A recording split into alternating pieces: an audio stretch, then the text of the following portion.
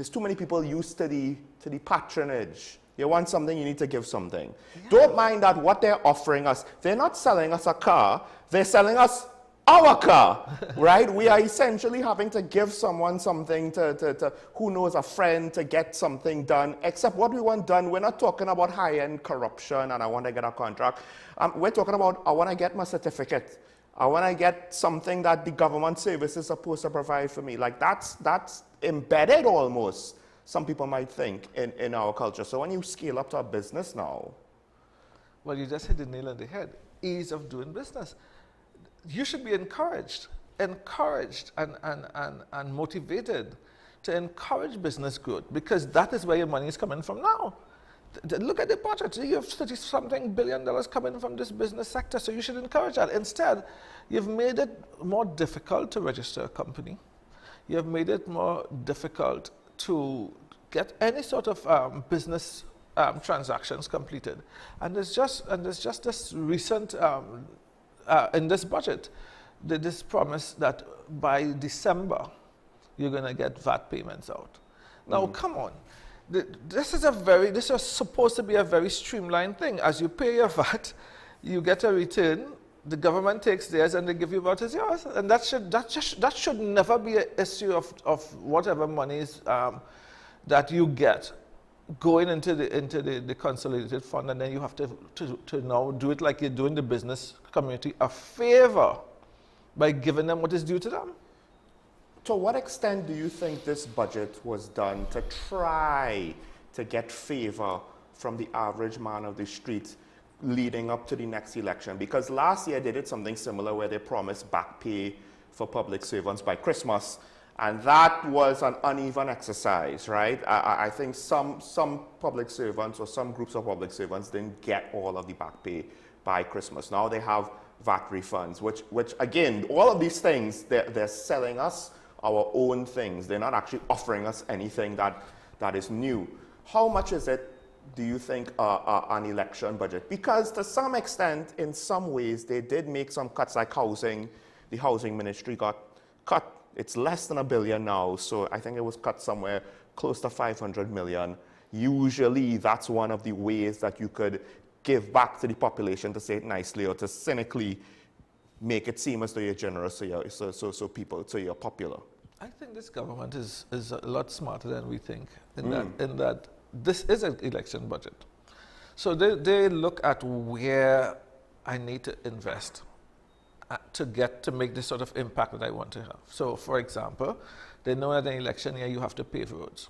So they said we have so much extra money going towards just paving of roads. They know that you need crowds for the election campaign. So the CPEP and the URP people get a raise.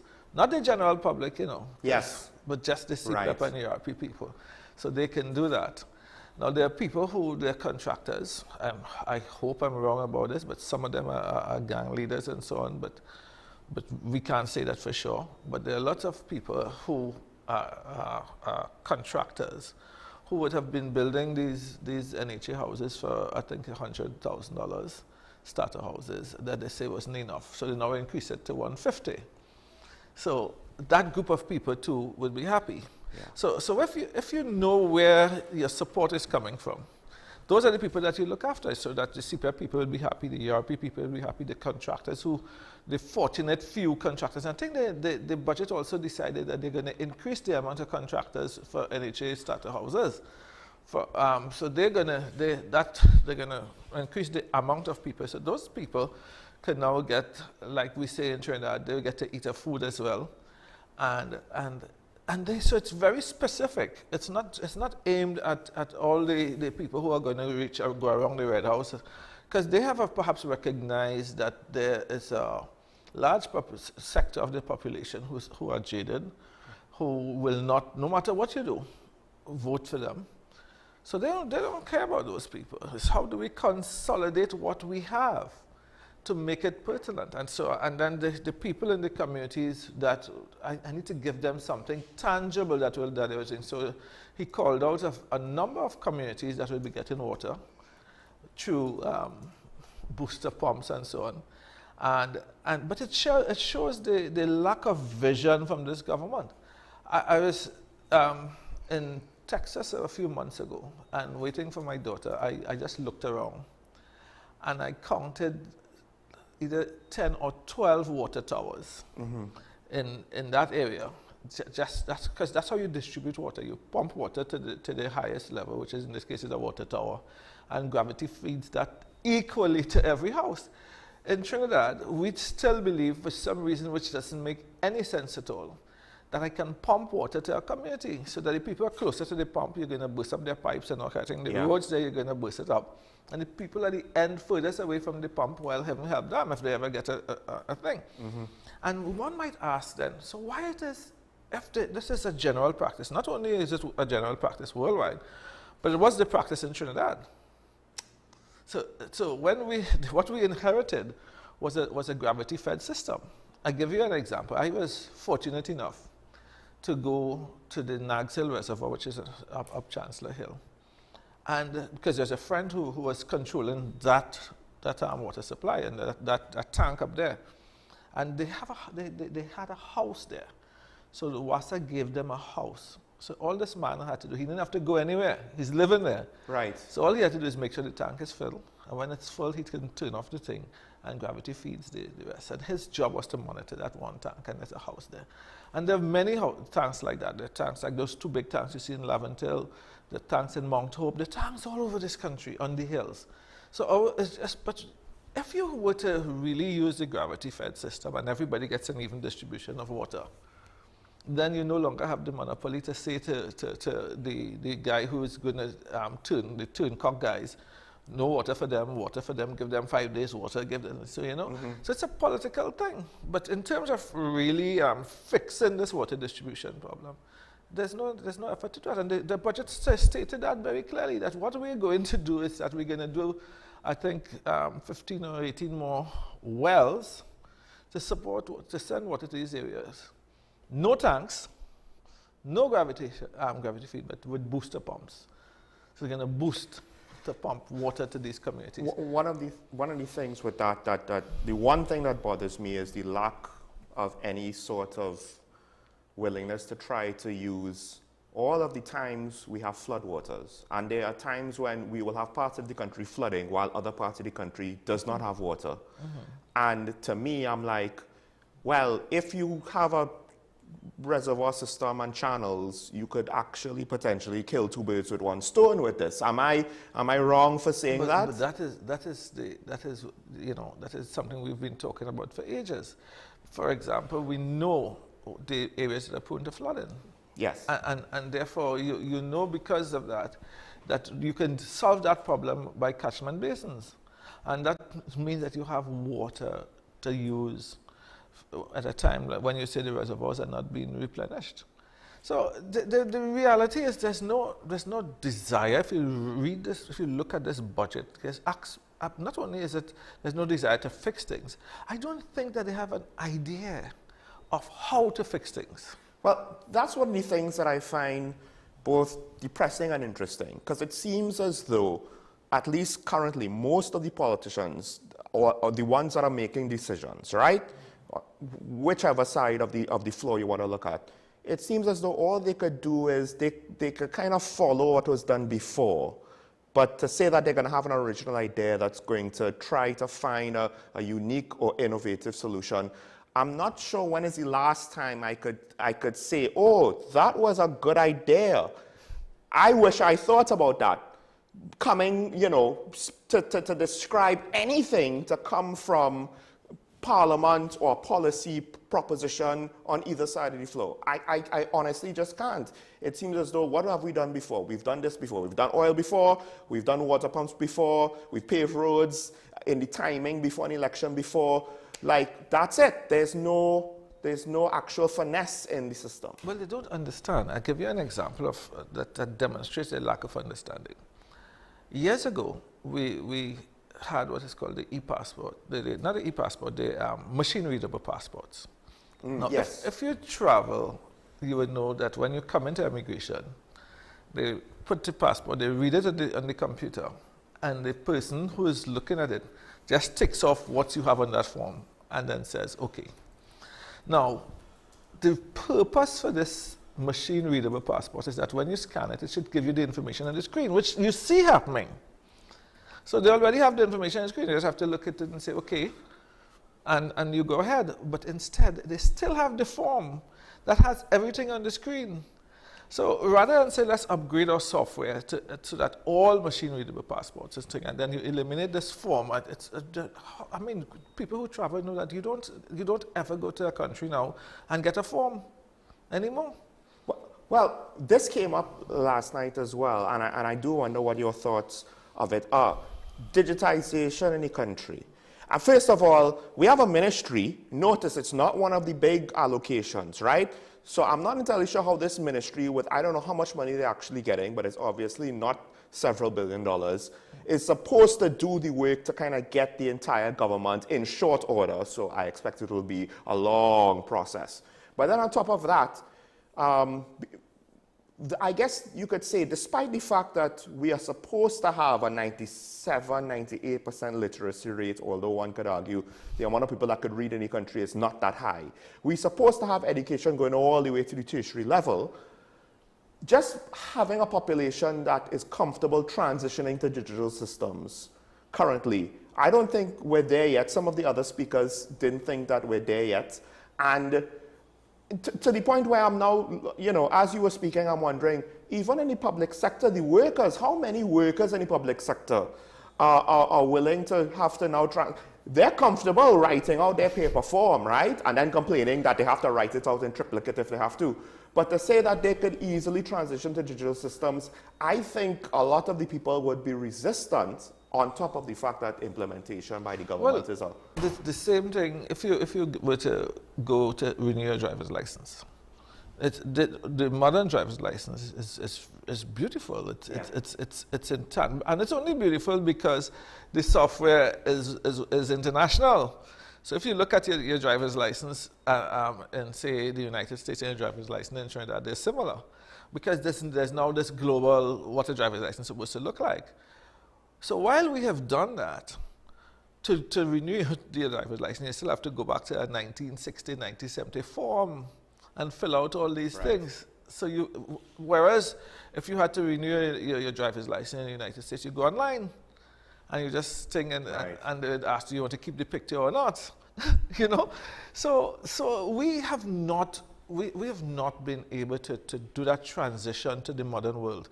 And it's because we don't know I mean, our websites look like they're still from the 90s. Yeah, the Minister of Finance just said in this budget again that, you know what, by the end of the year, he thinks that by the end of the year, we should be able to pay our property taxes online. Now, one would think that if you were going to introduce property tax and all those things would have been set up long before, so that you just go online and you use your PIN and you do that. But because people complain and because there were long lines all the way down to the street, you say, you know, maybe we should fix that. Well, not just that. He literally is trying to say we need to go cashless while their new tax, which is already controversial, is forcing people, because it's the end of year, they had no provision. Yeah. Oh, you have to pay cash. Yes, yes. But the next guest is here, so you know, before you go, I just want to ask one last thing, because it's a general observation I had. Certain things had cuts. Agriculture had a small cut. National security had a not so small cut, right? I think education had a small cut, a little 500 million, right? A little small cut, right? But in a lot of these things, particularly national security and education, it already seemed as though the allocations last year was not enough money to pay all the bills. And I'm pretty sure there are other expenditures not recorded in the deficit because they're just ignoring them, right? They're not actually spending the money on them. So I just want to ask, from your perspective, do you have any concern that the math is being very much Jerry, I don't know how to explain it, but it doesn't make sense to me. How are you promising more with less money? Well, this is an election budget, and that math was to focus money to where you need the supporters to to respond and so on, and to make them comfortable. It had absolutely nothing with a vision to how do we deal with crime, nothing with how do we deal with education. There's nothing innovative. You read that 5-hour-long budget, and there's nothing that says, wow, boy, tomorrow we're going in this direction because now the world is going with AI and so on, and we're now preparing our students to deal with this new innovative way of doing business and so on. We have not looked at that. We have, and as I said, I started by saying that my biggest disappointment in this budget was the failure to recognize the input from private sector, and that's where all of your, a lot of your efforts should begin, because that's where you're getting the majority of your money. And if you can't even see that, then you're really myopic. That's an interesting point. I don't think that is something I believe should be given more consideration in national conversation. But Mr. Alvarez, it was always good to have you. It's a pleasure. Thank you for joining us. Last minute, folks. But with that said, we have to take a break. When we come back, we'll welcome the next guest to continue the conversation. Stay tuned. This is Talking About the WESN, and hopefully my co-host will be joining me. Stay tuned.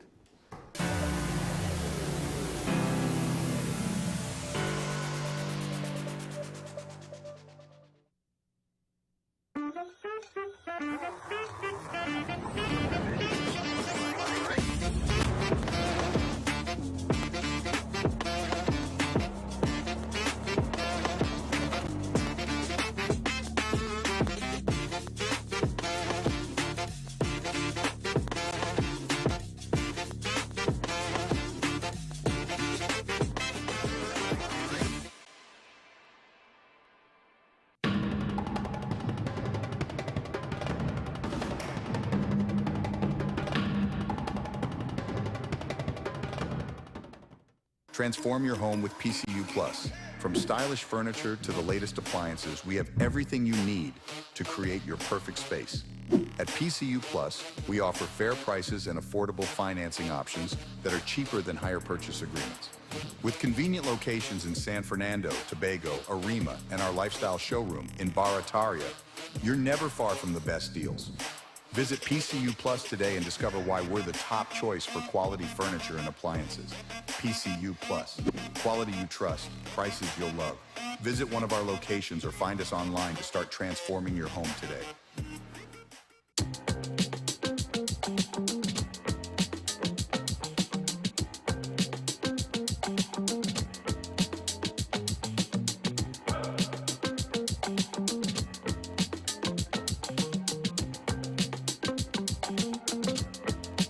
This is Face of Sports, WESN Content Capital.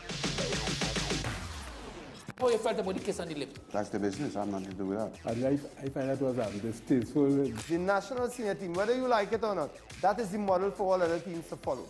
I'm assuming that the regional requirement may be a much stricter requirement. This is not about Pro League and Super League. This is a league run by the Normalization Committee that I'm responsible for. Nobody expected FIFA to fund this arrangement. If we don't get a professional attitude towards this, we are doomed for failure. You break a balance, trip the leg, control the body. They ain't gonna stand put forever. Why you want the Chiefs to lose so? Why you want the Chiefs to lose so? They already have two. Lamar don't Why? have. You're jealous because you know the Chiefs getting closer to the Patriots. Let's go to the last part. No, of the not no. Let's go to the last part.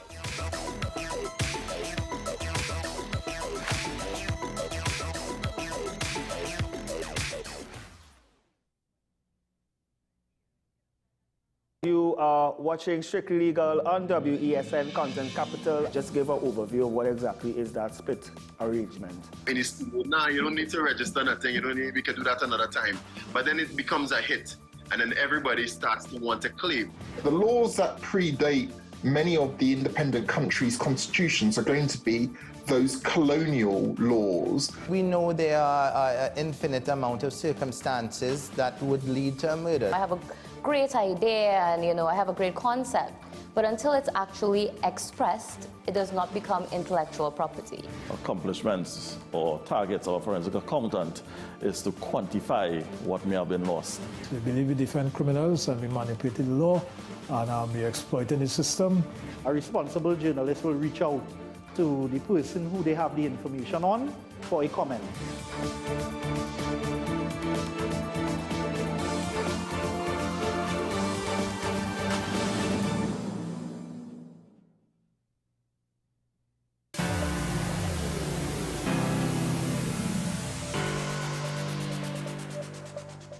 And we're back here on Talking Point on WESN, and I am joined both by my co-host, Mr. Keaton Shah. Say hello, Mr. Shah, everybody.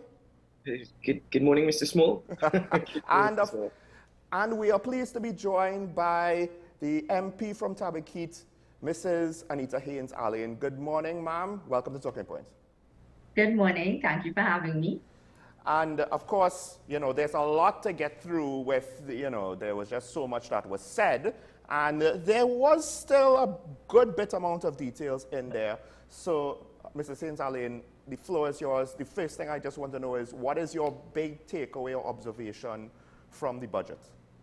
Yeah. So yesterday we sat down for 5 hours and 10 minutes roughly to listen to the final budget presentation of this administration. So key points, the minister really went through the pains of ensuring there's some record keeping in terms of what the administration would have done, answering some questions with respect to taxation and whatnot. But my key takeaway was that while the emphasis was to show where they were fiscally responsible, at the cusp of an election and after 10 years of an administration, there was a space where you really needed to articulate your vision for Trinidad and Tobago. What is the architecture? Because the fiscal package presented by an executive is meant to be a part of an overall visionary structure. So you understand what Trinidad and Tobago is working towards, what we have been working towards, and in their case, with 9 unbroken years in government at the seat of the executive, and seeking a further, the rest of this year and a further 5 years, you really need to tell Trinidad and Tobago what these dollars and cents that you are presenting to us, how they are forming building blocks in an overall visionary structure. And there was very little of that. There was a lot of, we did this and we're going to do this, but no positioning for the country. The only positioning you had for the country was that in 2027, we'll get some gas windfall and things will change for the better. I mean, and after 5 hours, I think the country was left wanting. There was a sense of stagnation, of marking time, that I could go through a number of the sectoral promises that would have been repeated year after year, the joint border patrol, some of the agricultural investments, etc. But you know, when you look at the budget, when you look at a budget as a citizen, what you are looking for is some sense of the vision for the country, and I think that was sorely lacking. Well, there's two things with regards to what the intentions behind this budget could mean. Mr. Alvarez, who I just had previously, he thinks this is an election budget. Clearly, they put in goodies to speak to their base or who is their core support, if necessary, at the expense of undecided voters, because they've kind of given up potentially on trying to sway them to their side. And then with regards to the promise of natural gas windfalls, which may not even be sufficient in a couple of years' time, they gave us a little bit of a plan on how they expect to bridge the deficit of the next couple of years, and that is to say, let's sell Clico, let's sell Magdalena, and let's sell the refinery. That seems to be, as simple as it sounds, that is, I actually wonder if that's a key component of what little vision you might glean from this. Actually, I actually just wanted to ask, to follow up to what Sean just mentioned. Do you think that the Minister of Finance, in any way at all, in his budget presentation yesterday, made any efforts to actually alleviate the concerns, not just of foreign investors, but of local investors in TNT, given the state of our economy? Is there a sense of direction, a clear path beyond just 2027? Well, the minister was very clear to be dismissive of any concerns. He kept discussing naysayers. He kept talking about, the naysayers and people who just enjoy being negative. And then he repositioned his argument that there has been years of growth and whatnot. So his strategy was not to comfort anybody, but to dismiss outright that there's any problem. He just said things are difficult, and they are difficult due to external shocks. and that the government would have managed. And beyond that management, then once things get better in 2027, everything will get better because they've managed and they've been responsible, and they seem to want to be congratulated for not overspending and whatnot. And so, to answer your question, no, he didn't alleviate fears, because in his mind, and to be fair to him, he has been consistent in being very dismissive of any constructive criticism one way or another. What I did think was interesting was that one key component in terms of crime and its impact on everything else, including investor confidence and whatnot, he came to it and he was like, we understand that this is a problem, and we've been working diligently, and we've been doing this job, and the TTPS has been working with the government, etc. And then for a person who enjoys showing his working when he feels he's right, he left out any data and statistics with respect to crime in this country.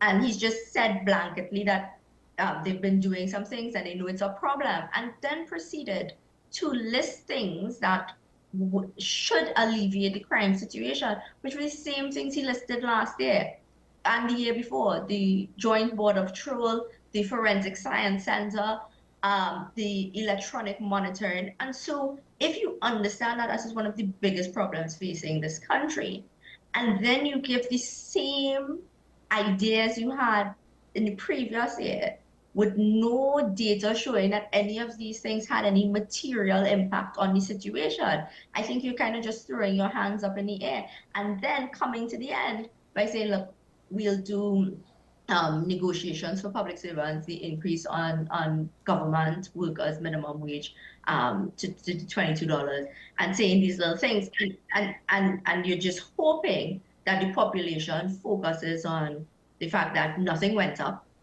there are some increases to salaries, and float along into 2025.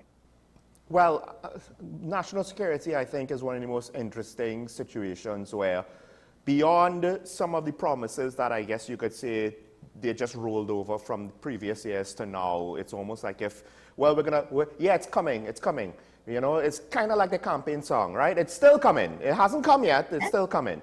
But one of the other things is they added to the promises, we're going to buy more boats. And we're going to somehow maintain the current boats. We're going to get the current fleet, or part of it, the newest part, back out to sea, despite the fact that right now, for whatever reason, we can't. And the budget allocation was reduced by $800 million, which is one of the largest, if not the largest reduction, I think, that we could see, because they changed some of the allocations classifications, right? I don't know if it was to obfuscate anything. But a reduced national security budget allocation, technically they're promising more, and we're supposed to have more police officers coming down the pipe, more police vehicles coming down the pipe. Do you have a sense that, you're kind of wondering how the actual accounts are supposed to balance in the situation? Because I am. Well, this is a typical for this Minister of Finance. He'll list out the promises. You'll ask, okay, how do you intend? And so there are a couple of things here. There is an implementation deficit. So if you're just rolling over problems, you really don't intend to pay, not problems, but if you're rolling over announcements, you don't really intend to pay for anything, right? So no need to allocate for it. However, he will raise that there is the option that they've utilized, which of the mid-year review, to come back in and seek additional financing and whatnot. I think one of the key components would be, as we begin the debate, because it's really not the responsibility of the Minister of Finance, but we have now two ministers of national security who will come into the debate, and they have to be able to account for the billions of dollars already spent, and looking at the allocation to see, how is it going to materially impact the lives of citizens? I mean, you're hearing about the vehicles, and you're hearing about, the vessels I'll deal with separately, but TTPS vehicles, the body cameras, etc. And the sense that I have is that we continually say we're going to add, we look at the national security budget and say, look, you get $6 billion, and we've never assessed or evaluated whether or not as citizens we are getting value for money over time, whether or not there's any constant monitoring and evaluation of the programs implemented by the TTPS, the TTDF, the water control agencies, whether or not they are working. And if they are working, then how is it that you can say they're working and this is the results we're seeing in terms of the crime rate? And if it's not working, then why are we continually spending money in the same area? Now, I'm not saying, my suggestion is not to scrap everything and start afresh, but it is to utilize the data that we have strategically so that we can have targeted interventions that allow citizens to see value for money. You ought not to end a year with, and when we start the Standing Finance Committee at the end of the budget debate, so we'll debate for 5 days and then we'll start the Standing Finance Committee where we'll go through the accounts in detail. And you minus all of the money for recurrent expenditure, that is quite large. A substantial amount of our budgetary allocations is in recurrent expenditure, salaries, rents, etc. But what coming from the developmental spaces, the projects that are meant to impact citizens, have we seen the value for money? And that is the kind of accounting I want to see coming from the ministers as they go forward in the debate over the next 5 days or so. Speaking about value for money, the minister announced approximately 15 fiscal measures, 4 of which actually focus on numeracy and literacy classes. And there was also tax exemptions for sporting equipment, for EV, electric vehicles, charging, accessories. But in respect to fiscal measures, whilst no one could ever say that education is a bad thing, do you think that this actually lays a platform for development in the future? Do you think that these are fiscal measures that actually speak to the state of our economy that are very much necessary at this particular point?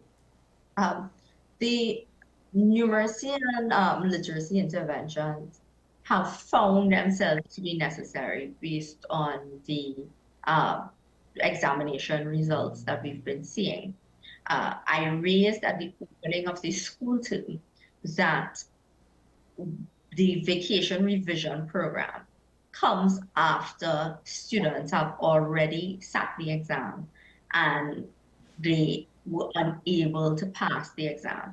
And passing the exam tells us whether or not you've developed the level of competency to go forward either into a secondary school education in case of SEA and into the world of work or advanced level CAPE at the CSEC level.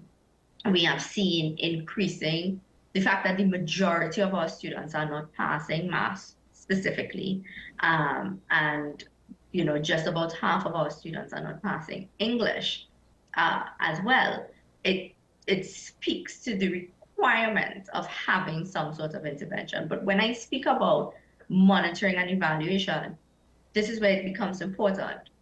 We've had, since 2022, the vacation revision program. We've had the numbers of students who've not attained 30% in SEA and below 50%, so below 30% and below 50% at the SEA level. They are the ones who benefit largely from, or ought to benefit from, the vacation revision program. Every year during the budget and then during the parliamentary term, I ask in terms of how many persons access the program, and then whether or not there is some measure to continuously monitor whether or not there's progress going forward as you get into the CSEC level. You see, having the project, calling it literacy and numeracy and digitization programs in the schools, and then having no measures in terms of how you'll call it a success, student attendance, pass rates after the fact, etc. It's just throwing money at an issue to say to the population, this is the thing that I've done, but you've not said whether or not you've impacted the situation positively. And so until we are assessing the programs that we put in place, until there is a realistic assessment of the vacation revision program, an honest assessment of the vacation revision program. We have no idea of saying whether or not some of these interventions will work. There ought to be interventions, absolutely, but the interventions ought not to be announcements, but really targeted at the concerns facing our student population right now. Well, just to stay on that though, am I wrong? I've had this notion for quite some time. Education is underfunded. It seems as though they just can't pay their bills. They have a whole fiasco at EFCL. There's even still some projects that the billboard saying a project managed by EFCL, despite the fact the organization has gone belly up. And we have issues with school repairs. The start of every school term about which school wasn't ready. We have budget or financing issues of school operations. The administration of each school is asking parents to donate this. And we're talking, at times toilet paper and copy paper, et cetera, et cetera. So I wonder, is education underfunded? And then, if it is, to what extent could it be justified that its allocation was cut by $500 million? The thing is, what I think we're facing in the education sector is less of a resource problem and more of a management problem. And so what you would have is that on average, about $145 million would have been allocated or announced for school repairs. And then you had $20 million being accessed and used. And so there's a question of how are you prioritizing? How are you treating with, so I'll start with the physical repairs, right? That I think is simply one of the easiest things the government should be able to treat with. If something is physically broken and you've allocated the money to fix it, it should be able to get done. It doesn't need any novel thinking. It doesn't need any out-of-the-box ideas. It's broken, you fix it, right? And so what I've found is that the Ministry of Education has implemented a ticketing system within the schools. So schools submit their various infrastructural issues. All schools across Trinidad and Tobago, well, across Trinidad specifically, will submit the infrastructural concerns, issues. They will prioritize the issues. Then when it gets into the Ministry of Education, the tickets are listed, the schools have submitted, and the prioritization done by the Ministry of Education to say, okay, this will be treated with as a matter of urgency, this will be treated with over the medium term, and this will be treated over the long term. That's where it all falls apart. And so until something physically collapses on these children, then you see a level of lethargy that they are not even making the impact or attempting to fix something before it becomes a real problem. So it's not a question of it being underfunded, When something could have been $100,000 problem this year, they allow it to become $1 million problem next year, and then say they don't have enough money to fix the $1 million problem. But you had enough money last year to fix it when it was a $100,000 problem, and you did not treat it as a priority, or you did not list a maintenance schedule. You did not give the schools adequate time. And I visit schools in my constituency all the time, and I can see the number of times they've reported the same problem. And every year that passes, that problem becomes more and more expensive. And if the allocation was used effectively in the past 3 or 4 years, you would not have that problem today. So I don't believe it is a resource problem. I don't believe it's an underfunding. I genuinely believe it is a management problem. It is a question of waiting too long to get things done. And it's a question of announcing things in the budget, so announcing an allocation and not giving the releases that are required to get the job done. So the funding is there, it's allocated, but it's not released in a timely fashion by the Ministry of Finance. And that's all administrative. That is all management. And if you took them at their face value on an all-of-government approach, you can then say that that approach is failing because they're not working in tandem with each other. Overall, though, when you take a look at the budget, and you're speaking about priorities and fair point, but the figures put forward by the Minister of Finance, we saw areas, allocations last year that have seen a reduction this year. Some have actually seen an increase. But his figures that he put forward, a budget with revenues expected to be just over $54 billion, expenditure expected to be just over $59 billion, so a deficit of about $5 billion odd. Do you think that it is fair? Do you think that we should be understanding, given the global economic outlook right now, as well as our domestic oil and gas production and export market, though there has been growth in the manufacturing sector, do you think that we should be understanding that these cuts, these measures are necessary at this point? Yeah, here's the thing, I have absolutely, as a nation, we must be thinking about how we can be fiscally more responsible. We must be understanding as to that a government, any administration, has to figure out how the best ways to allocate scarce resources for the good of the population of all persons.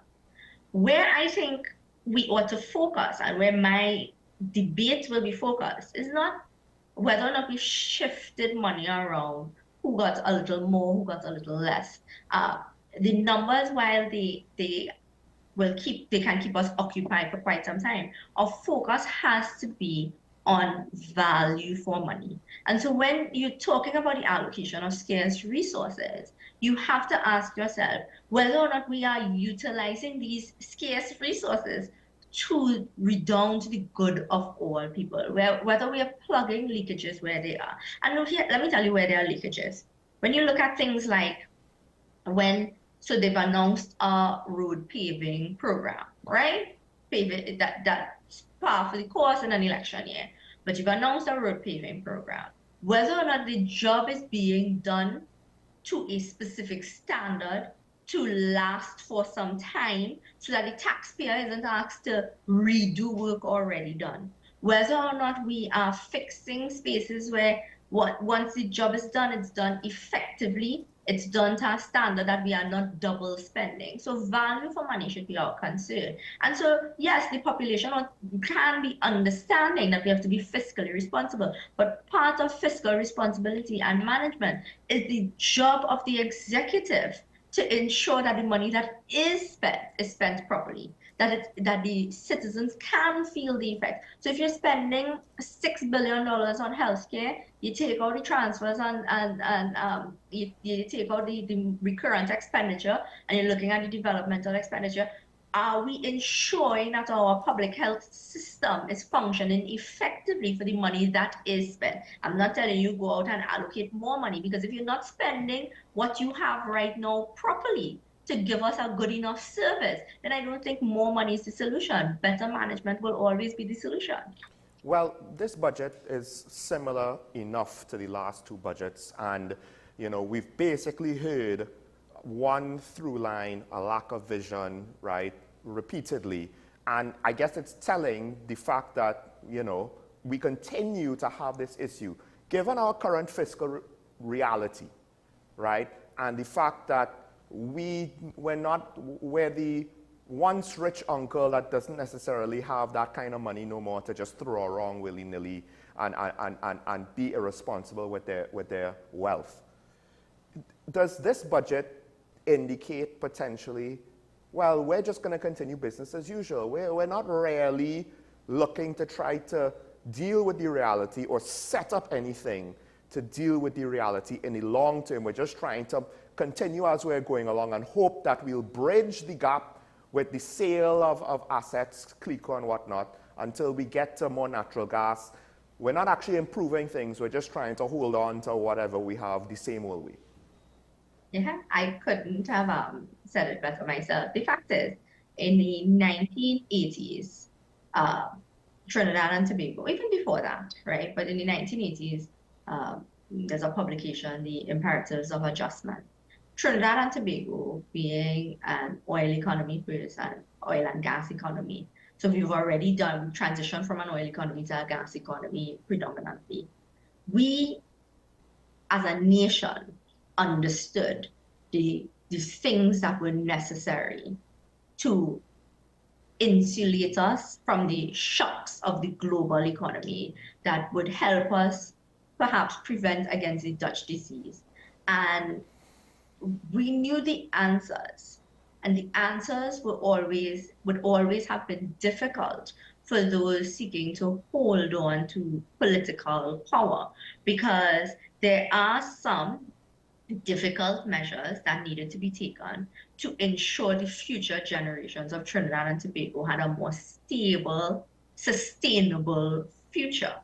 And so what you have seen now is that in the time of, so this government took the helm of power in 2015. In 2015, there was a narrative of tighten your belt, things would be difficult. And you know, within that you had the pandemic and whatnot. But in difficult times, that's the times when you ought to innovate. That's where you have to be creative. That's where you have to think about how are you utilizing the $7 billion in the education sector to create a generation of Trinidadians and Tobagonians who have the creativity and the entrepreneurial skill set to take us into a new direction, as opposed to just marking time. And so what we having known for some time that if we did not take difficult decisions, we would not position or reposition ourselves for a global economy that allows Trinidad and Tobago to participate as a forward actor as opposed to a reactive actor. What we have now is this government saying to us that these are the difficult decisions, taking some difficult decisions like the closure of Petrotrin, etc., the reduction of the subsidy, but then utilizing whatever savings they got there as a stopgap measure, like you said, to wait until 2027. And so last night I was on our panel and I asked the Minister of Energy directly. I said, what you ought to tell us, this idea of waiting for 2027, right, and saying that there will be greater gas. The fear that I have as a citizen, as a young citizen in this country, is that taking all of the positivity and assuming, because it's not a certainty, but assuming the best, that we get this gas windfall in 2027, that we continue this business as usual, and there is no sustainability for future generations of Trinidadians and Tobagonians, which is why the lack of vision here, presented here, this waiting for 2027 and then to continue the same cycle is very scary for me as a citizen. And until we accept that what is required is not just political will, but the ability for political persons to build trust with the citizens of Trinidad and Tobago, that we can hold hands together and work for the sustainable development of our country, we will be in this cycle for decades to come again. Well, I mean, I do think you did say it better than me, so props to that. But we have to thank you. Our time is up. Mrs. Haynes-Alleyne, thank you for joining us once again. Thank you for having me. I know I'm up with your budget outlooks for the rest of the day, I'm sure. Okay. Rest of the week. Thank you. Folks, yes. We have to take a break. When we come back, we will welcome our next guest. Stay tuned. More conversations after this.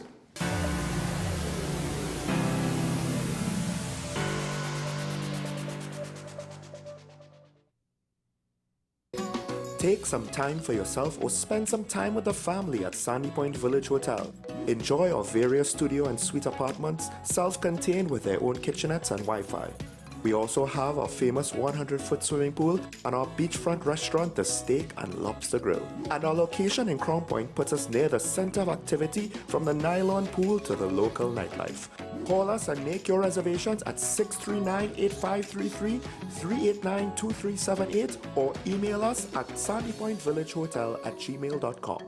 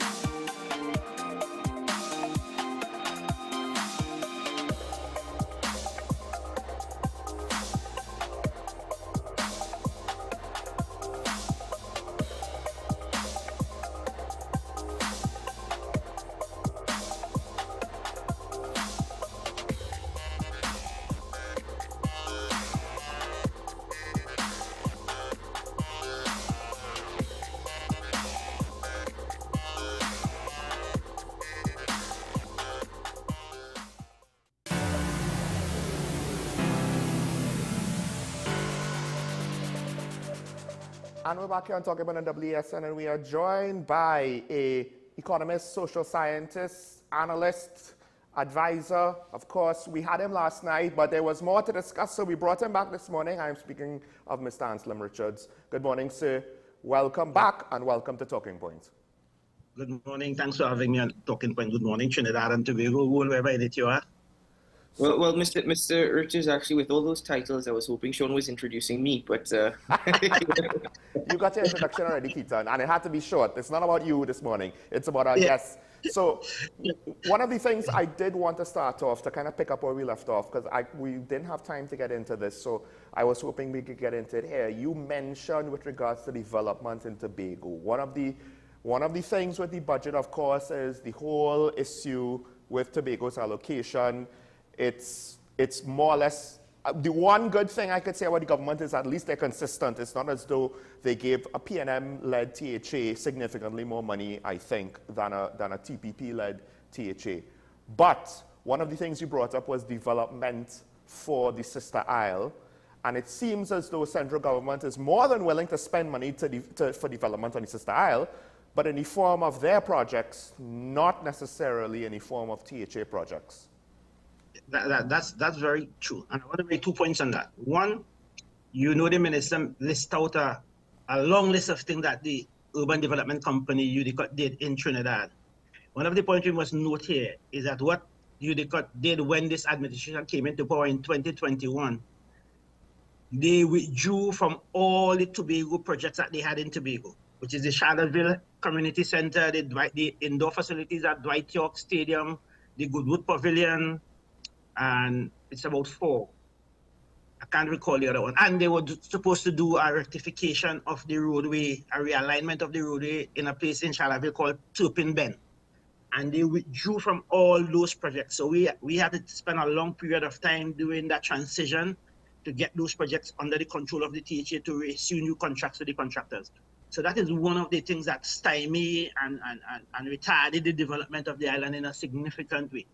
The other thing too is that between fiscal 2023 and fiscal 2025, they have moved the development budget of the THA from $400 million to $205 million, which is a 49% or $195 million reduction in 2 years in their development program. Remember, the recurrent expenditure is already fixed expenditure where you have to pay salaries, wages, taxes.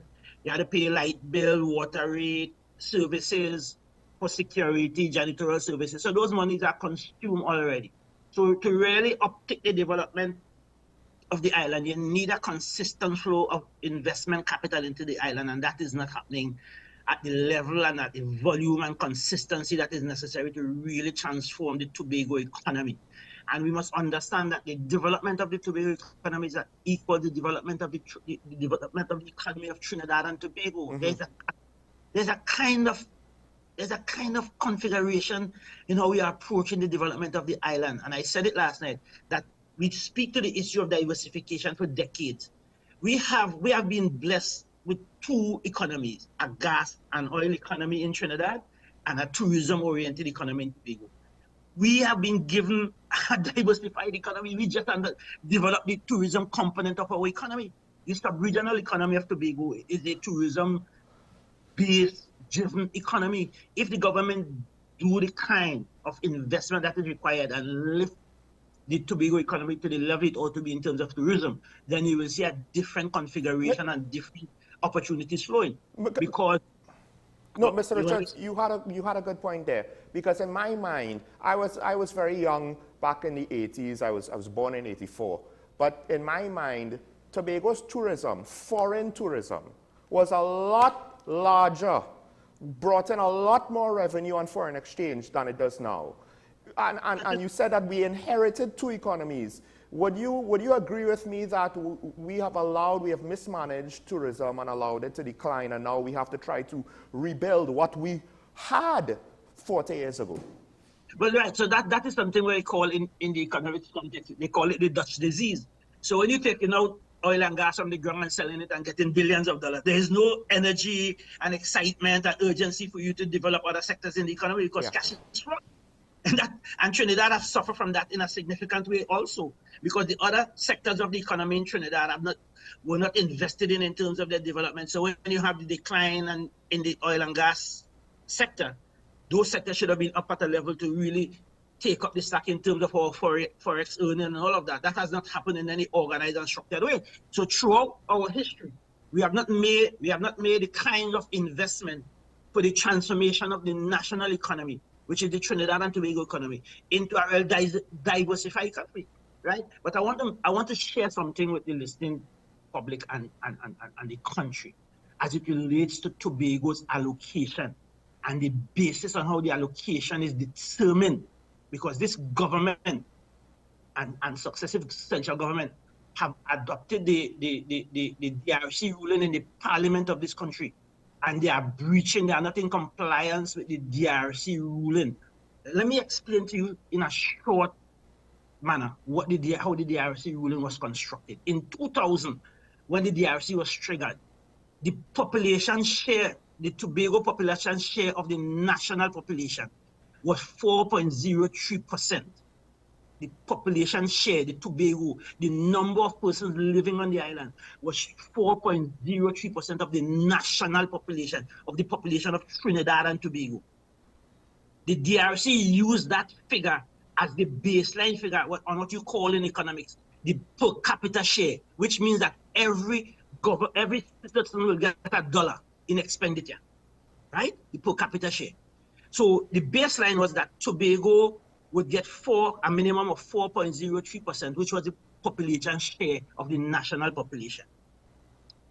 There are some conditionalities that are stated in the Tobago House of Assembly Act, which the Parliament and the Cabinet must give consideration to when they are making allocation to Tobago, right? So they spoke to the issue of the remote nature of the Tobago economy from the center of economic activity in Tobago, of education opportunities and so forth, a number of issues legally prescribed in the Act that must be considered. So the distance between, so when you start at 4.03%, the central government has the other percentage. You now have to look. So that is the equality share. You move from equality to equity. So you look at the surrounding circumstances in Tobago and the surrounding circumstances in Trinidad. The distance between 4.03% and 6.9% was to take care of those things. You know, in Great Race, they allow the boats with the smaller horsepower engine to start a handicapping. That is what that distance is intended to do. So from 4.03% to 6.9% was a percentage margin for the central government to input some more resources to move the Tobago economy. What has happened since 2000? And we have written to the Prime Minister, and we have had several conversations with the Minister of Finance. The population of Tobago, as we speak, is 5.1% of the national population. And we have written to the Prime Minister in January on this issue, outlining it and providing the data under the provision of the Act that provides for the DRC, and asked for a meeting for us to rectify this discrepancy in how they are allocating the resources to Tobago. So, Mr. Richards, if I may just interject. Yes. I hear the point that you're saying. I mean, you know, the national budget in 1999 was about 10 billion TT dollars, just about there, right? But, you know, our economy has evolved since. The world has evolved since. So I understand the arguments that you're making in respect to the population, but our economy is not the same as it was 24, 25 years ago. So whilst you and I could see eye to eye in saying that the development allocation for the THA has seen a reduction this year as compared to last year. I think last year you got 260 million. This year you got something like 205 million, if I'm not mistaken, for development expenditure. Yes, that's right.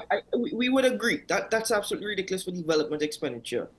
But putting it into context, our deficit, our projected deficit for fiscal 2025 is 5 billion plus, which is the same amount of money that the Chief Secretary would have asked for when he presented his final budget as Secretary for Finance and Economy on the island of Tobago earlier this year. No, we did not ask for $5 billion. Our request was $3.8 billion, which was Hold on, because we didn't arrive at that figure in any... Thank you for the correction. No, thank you for the correction. Go on. No, you see, I want the listening public to understand how we arrive at those figures. And those figures were not just wish list figures.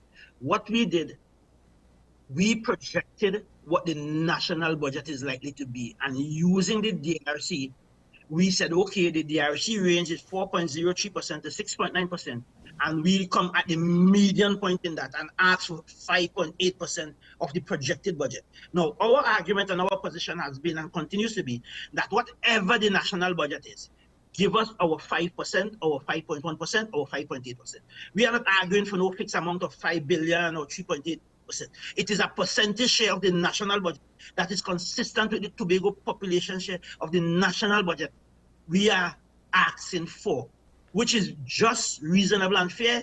Give every citizen their dollar, full stop. But putting it into context in respect to the national budget, again, I hear all that you're saying. Do you think at this particular point in time, it is unreasonable to suggest that the government simply cannot afford it? We could speak about their measures, we could speak about their priorities, we could speak about their policies. But at this particular point in time, where even national security has seen a reduction, do you think that it is unreasonable to suggest the government simply can't afford it? It's not a matter of can't afford it. You have a pie that's supposed to be shared between Trinidadians and Tobagonians. Give Tobago their share of the pie. You cannot take from me. And that's what they have done. They have taken $400 and something million from Tobago and give it to other ministries in Trinidad. You can't ask me to accept that. I would not accept that. And there's nothing reasonable in that. As a Tobagonian, I will stand in defense of Tobago's entitlement in this unitary arrangement. Give me my per capita share of the budget. You distribute your share as you see it fit. You cannot penalize me for your mismanagement of the national economy and then tell me I have to give up $400 million and cut my development program. I have a constituency to take care of. I mean, the per capita... I really can't accept that. I'm straight. I really can't accept that. The per capita share argument, I think, and technically you're right, that still would potentially be the minimum. Of course, that's me. This budget, to some extent, looks as though they have some election goodies kind of sprinkled in. The public sector minimum wage increase, which is not going to potentially affect all public servants, just specific sectors of the public sector, is one area where one could question, is that to kind of prop up their base and give their base something? But now you're pointing to the fact that Tobago is to some extent feeling neglected and could even have tangible figures to say, well, our proportion of the per capita share has been reduced, our development has been reduced, we are an asset to this arrangement. We have an election coming up. I mean, it seems as though this budget is not really speaking to Tobago, despite the fact that they have some tourism things for Tobago. But again, those projects are being run by central government with regards to Tobago tourism, where I'm already kind of dubious that as a country we could figure out tourism, much less Trinidadians not in tourism making decisions for Tobago. Let me put it like this. Port of Spain is not hearing or they are not listening to Scarborough. They're not hearing and they're not listening to Scarborough. You just imagine the proposal for the renovation of the Hilton Hotel is 100%, 200% the allocation for the whole development of Tobago. It's $400 million to the renovation of Hilton. And Tobago is $205 million. How do you justify that? How do you justify that? By any measure. This is ridiculous. It is incredible. And we have sat with the Minister of Finance. I sat with the Minister of Finance and presented this issue. We served them with the documentation. As a matter of fact, Sean, you know what he asked me? Where you get those population data from? I said the CSO. Because let me tell you something. There's a total misunderstanding of the DRC in the Ministry of Finance, in how the DRC ruling was arrived at him. I served the minister with a copy. I served the head of budget with a copy so they could get the data, understand how the allocation should be made. And they continue to breach the provision of the DRC, the same document, the same ruling that they give credence to in the national parliament. Remember, the parliament is there to make laws and regulations for the good, harmonious, and fair and reasonable governance of the Republic of Trinidad and Tobago. Tobago is part of this republic. When the parliament is not making laws that promotes harmony, fairness, and equity, then you are creating a scenario where a certain segment of the population will feel that they are not being heard, their needs are not being attended to. We have a very serious issue, and I'm saying I am center left, but the next generation is extreme left, and this and this republic could be, if they continue going down this lane, there could be serious record. Well, Mr. Richards, I don't know if Keaton has a question, but I just want to interject there. You might be able to identify yourself as center-left. I would argue most politicians in TNT wouldn't know left from right, wouldn't have any sort of ideological understanding or awareness of where they themselves stand, which is one of my personal bugbears with regards to local politics. Because Sean, first of all, our political identity in Trinidad and Tobago is colors. We have no political ideology. We just have colors. Red, yellow, blue. Yeah. Because we have no ideology to fall back on to say, well, I'm voting for PNM because this is what PNM traditionally stands for. This is what UNC traditionally stands for. This is what the TPP is now telling me they stand for. To some extent, they still have to define themselves, right? But I could see where there is a little bit of resistance from the population. They're not used to these sorts of things.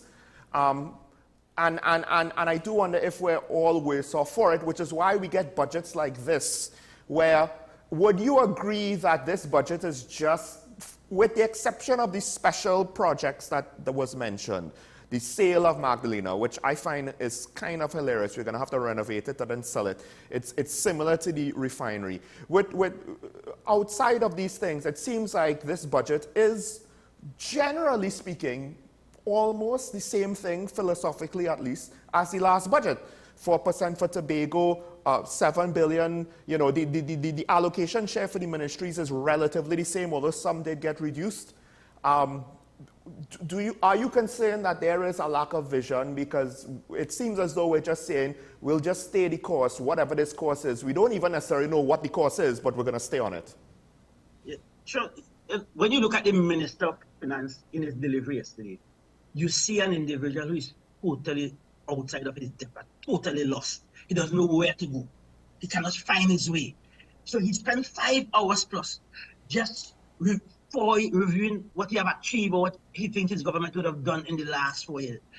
Ask any citizen in this republic, what are the things this government proposes to do in the next year to deal with crime, to deal with economic diversification, to deal with youth unemployment, to create opportunities for this country? Nobody can give you a comprehensive answer towards that, because there was no vision, there was no purpose, there was no deliberateness in this budget. It's just a set of old talk and foolishness, and then you come with a set of numbers. There's no philosophical foundation. We are at a place where we need to sit up and take note of what are the challenges that are facing this country. Our fundamental challenge now is public safety and security, and there is no comprehensive articulation as to what will be the new institutional response to this issue, what will be the new operational strategy. Well, they don't have to give the operational tactics of the law enforcement, but what are some of the new technologies that we are going to bring on stream to assist in intelligence gathering? You understand, how are we going to deal with the border? Nothing. Mr. Richards, last year, the Minister of Finance in his presentation, he said, quoting him, that the Tobago House of Assembly plays a vital role in the recovery of culture, agriculture, tourism, etc. That was last year. Within the last year, since those statements were made, has Tobago seen a recovery on its own accord in respect to tourism, culture, agriculture, etc.? Right. So what has happened? And the minister mentioned it. We have seen an uptick in the arrivals, international arrivals. The numbers are not where we would like them to be, but we have seen growth post the pandemic issues, right? We still have the challenge of returning our airlift matrix to the level we want it to be in terms of some of our key destinations coming back to the island. So we have seen growth in the tourism sector. Some of the hotels are seeing increased booking. The domestic tourism is very healthy. That's Trinidadians coming to Tobago. Very healthy. I think that is what is sustaining the tourism sector in Tobago at this particular point in time. And may I say the local spend times when you do the calculation is sometimes more impressive than the foreign spend. So we are seeing the uptick, right?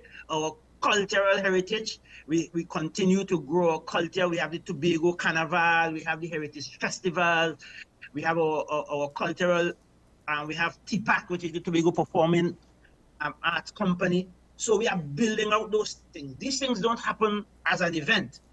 You know, the growth in culture and the transformation of your cultural industries and so forth is a process. It takes time, it takes investment, because you have to reculture the participants, the performers, and so forth. So it's a whole process of development. So it will take time. But yes, we are seeing growth, we are seeing the changes taking place incrementally, and we will continue to invest in these activities, the orange economy and even agriculture, right? We have, if you listen to Tobago, we are about to establish a mega farm, which will be a transformative institution in terms of our food security and food sovereignty in the Tobago context.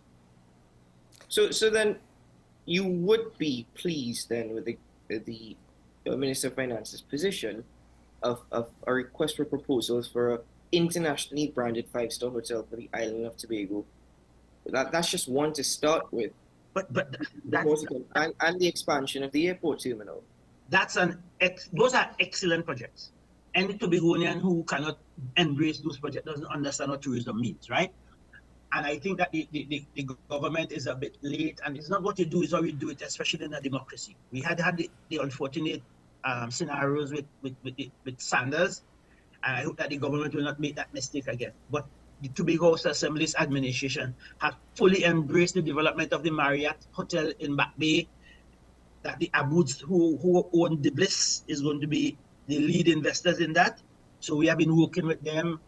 All we need them to do, that is a heritage site, is to ensure that all the artifacts that they will discover are protected and so forth. Because the Colanders had a very great presence in that area of the island, so we want the artifacts to be protected, because part of our heritage project and our heritage product is based on those things. But we welcome foreign investment. We welcome foreign investment. We have just re-established the Manta Lodge as the premier dive center hotel. We have it branded under the Choice brand. The THA is the owner and operator of that hotel through a company called EID Cut. We had sent out a request for proposal to give out a management contract for the facility. But the submission was not up to the standard that we were looking for, and the executive council made a decision that we cannot leave the plant standing there idly to deteriorate, so we operationalize it.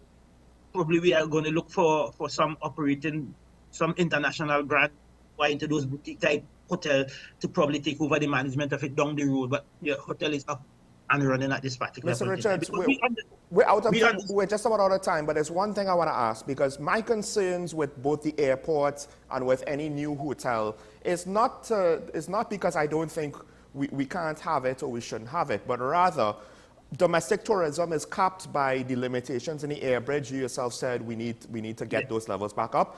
And more importantly, for foreign arrivals, Barbados spends $100 million US a year on marketing. We don't even come close. There are so many destinations around the world with a tropical environment, it's not funny. I get having more airport capacity and more hotels. I just don't know if we have the customers to facilitate our hopes for growth, because right now, without any sort of, and I think you mentioned this last night, all of the infrastructure and systems to support these increases. Yes. Without those things, we're just hoping for growth. We're just building things and hope people come. We don't know for sure if they're actually coming. Am I correct in that, to close things off? You're very correct, because those things will be, they are necessary for the growth of the tourism sector, but they are not sufficient.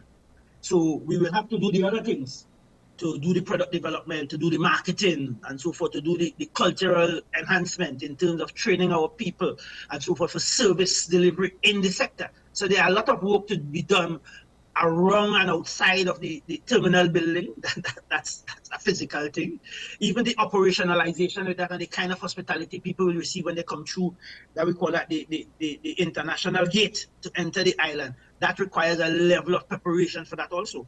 I had the opportunity to meet with the minister on this very airport project, and I said to him, we are building this massive, wonderful facility, but we have not trained at least 3 dozen young Tobagonians in aviation technician servicing to service the aircraft that will come in to that facility. Are we going to import the labor to do that? We should have had our young people in training for that. I mean, that's a good point. That is the kind of forward-thinking planning that you have to engage in. Well, Mr. Richards, I mean, we had a whole GATE program and we didn't think what we're going to do with all these graduates, just to put a cap on the discussion. Mr. Richards, thank you for joining us once again, sir. It was a pleasure to hear your passion, as always. It's always a pleasure to have you, and this is my favorite station. Thank you, sir. Yes, yes, we will milk that clip for as much as it's worth. Folks, thank you, man. Good. Have a nice day. Bye. Folks, we have to take a break. When we come back, we'll welcome our next guest. Stay tuned.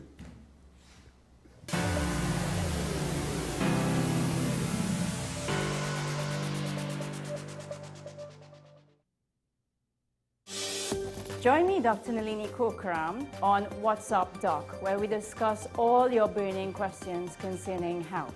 Trinidad and Tobago is among one of the highest risk group of patients that develop this form of genetic breast cancer. What I'd like to take home from a short interview like this, screening.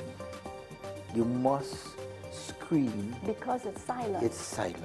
Yeah. And because it's silent, you don't know it's there. What's Up Doc, every Tuesday and Thursday on WESN, Content Capital.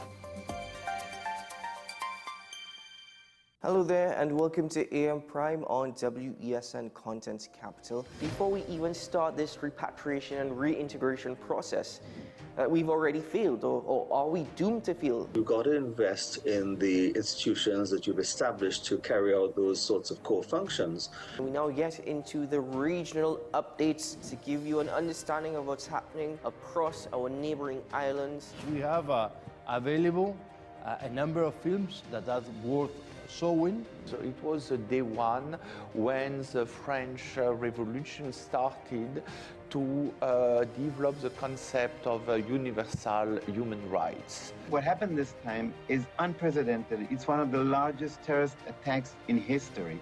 Let's welcome Carl to the program. Carl is over there, next to himself. Hello, Carl. Silky anteater or pygmy anteater, and we have 2 of the 3 species of anteaters right here.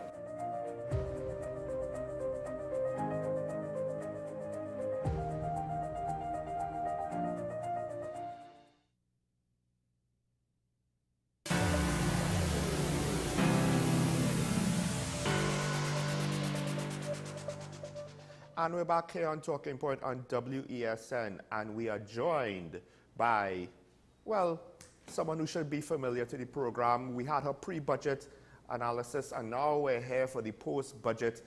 I am speaking of Dr. Indira Sajiwan. Good morning, Dr. Sajiwan. Can you hear me? Yes, I can hear you very well. Good morning, Sean. Good morning to your listeners, viewers. So, Dr. Sajiwan, I mean, let's just start off with an open-ended question. What were your thoughts from this 5-hour-plus presentation, which seemingly had a lot of copy and paste in the general sense from the last couple of years? But copy, paste, and repetition, it was painful. My opening word is painful. I mean, it was really a difficult listen to. 5 hours of hearing the minister drone on and on about all the accomplishments, in inverted commas, of his administration over the last 9 years. You know, much of it no different from what most other have done. Certainly things like how much money is spent on old age pension or, you know, whatever grants. These have become standard practice regardless of the government. So yeah, I was expected it would have been an election budget, and I think it is very much, it is the start of the election campaign for for the People's National Movement, opening that. Dr. Sajuan? Are you hearing me? Yes, we're hearing you now. Did you hear what I just said? Well, that it was an election budget, but then we did not hear the rest. Hello? Yes, hello? I am hearing you, yes. Try and continue, Dr. Sajuan. Okay, are you hearing me? Yes, yes, we are. Okay, good. So I don't know if you missed any of it. Coming in. I don't know if you missed what I was saying, but I was saying that that to me was the government's of the routine, and Minister Mbe was the opening batsman. I think he believes that he scored a century. I think he believes he scored a century, but from where I am sitting, I do not see a century. Well, Go Dr. Sajuan, your analogy at this particular point, so I think most of Trinidad understand that. But Dr. Sajuan, in respect to the ministers using oil and gas prices, projections for oil and gas prices in the year ahead, he said that they're taking a conservative approach with pegging oil at US $77.80 a barrel and natural gas at US $3.59 per MMBTU. What are your thoughts on that, given the volatility of the oil and gas market, especially over the last year?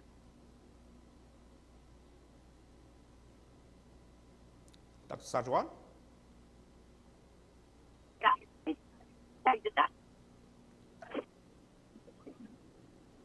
Hello? Yes. Let me try something different. Let me try All right. to...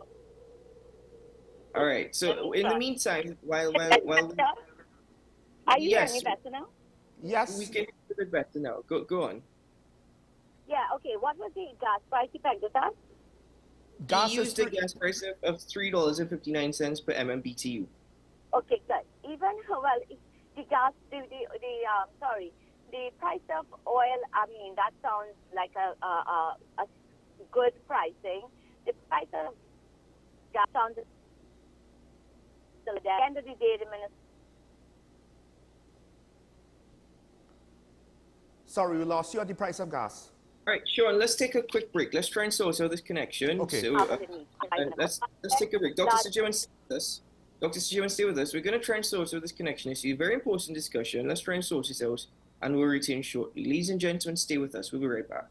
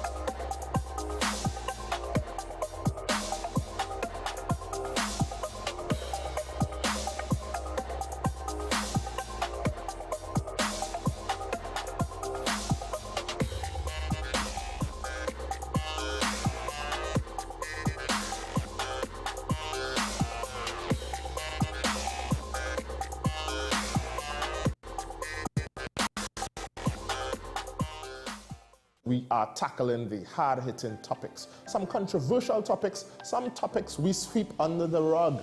You don't always have to forgive in a relationship for it to move forward. If it is you are in a situation where you forgive the person, but to the detriment of yourself, what are you really doing? It is very uncommon for somebody in the younger age group to have dementia. Atheists don't not believe. Is that I can't disprove God, but you also can't prove God, so we cannot a stalemate. You'll focus on the woman who's being the victim, right, or the man who's being the victim. We exclude the children.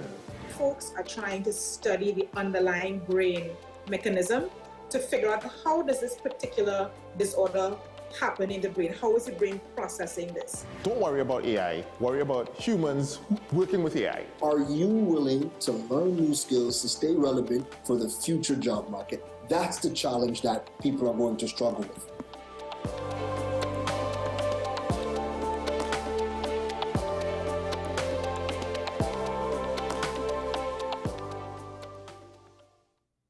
You are watching Strictly Legal on WESN Content Capital. Just give an overview of what exactly is that split arrangement.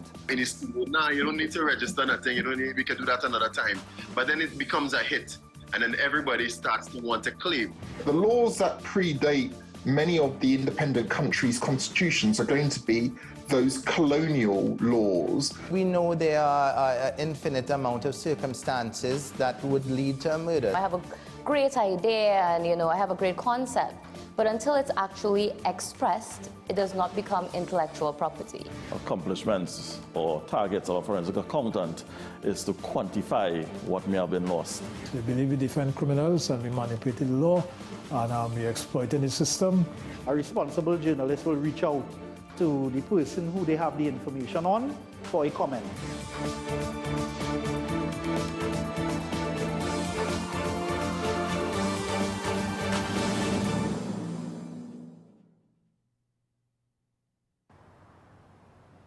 Bill and Ruth fell in love with the Benjamin Moore color Dry Sage, but they tried to match it using another brand's paint. I mean, it's close enough. Almost identical, really.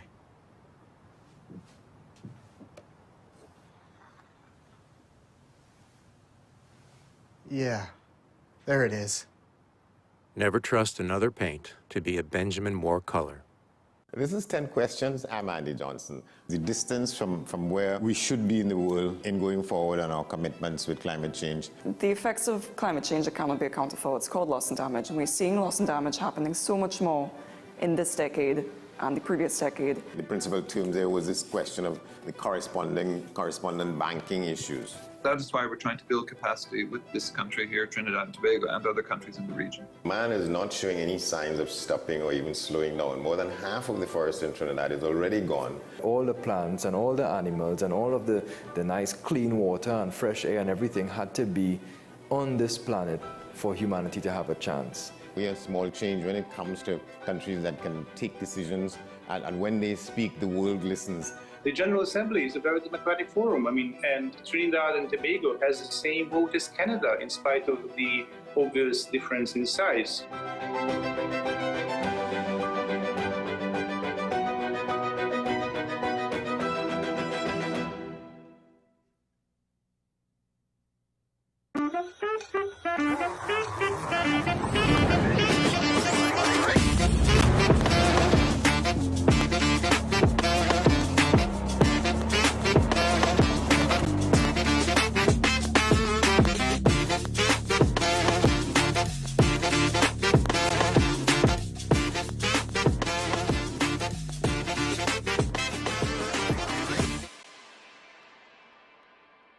Transform your home with PCU Plus. From stylish furniture to the latest appliances, we have everything you need to create your perfect space.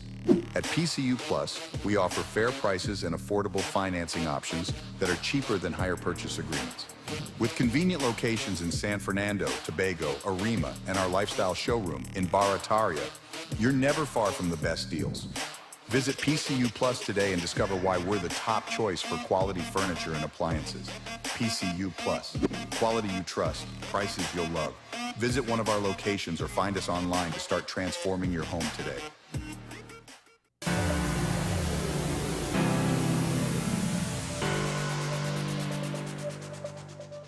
We're back on WESN. Hopefully we have been able to alleviate some of the issues with our connection because, of course, this is a conversation that we want to have. It's very important.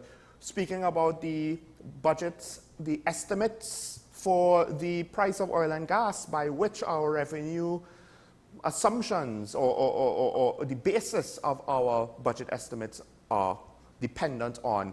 Dr. Sajawan, if you could continue.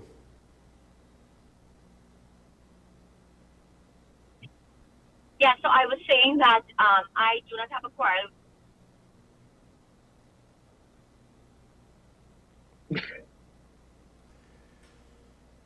with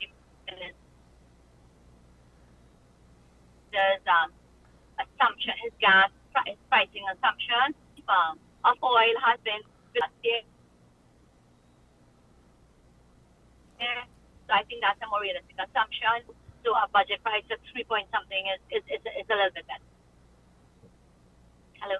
Hi, yes. So I actually, I did have concerns. Maybe you could clarify for me, because the current prices for both oil and gas are lower than the estimates that the minister presented.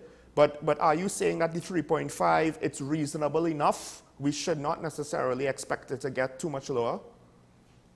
The minister will never budget on what is more exacting, and he will not do that deliberately. If he did that, then he would not have the capacity to dip into the Heritage and Stabilization Fund.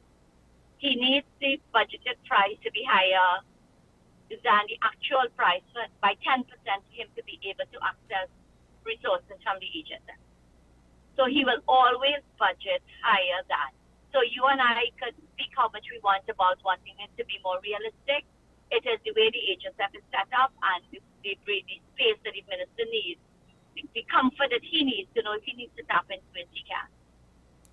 So with this current budget, I mean, generally speaking, we started off talking about it before.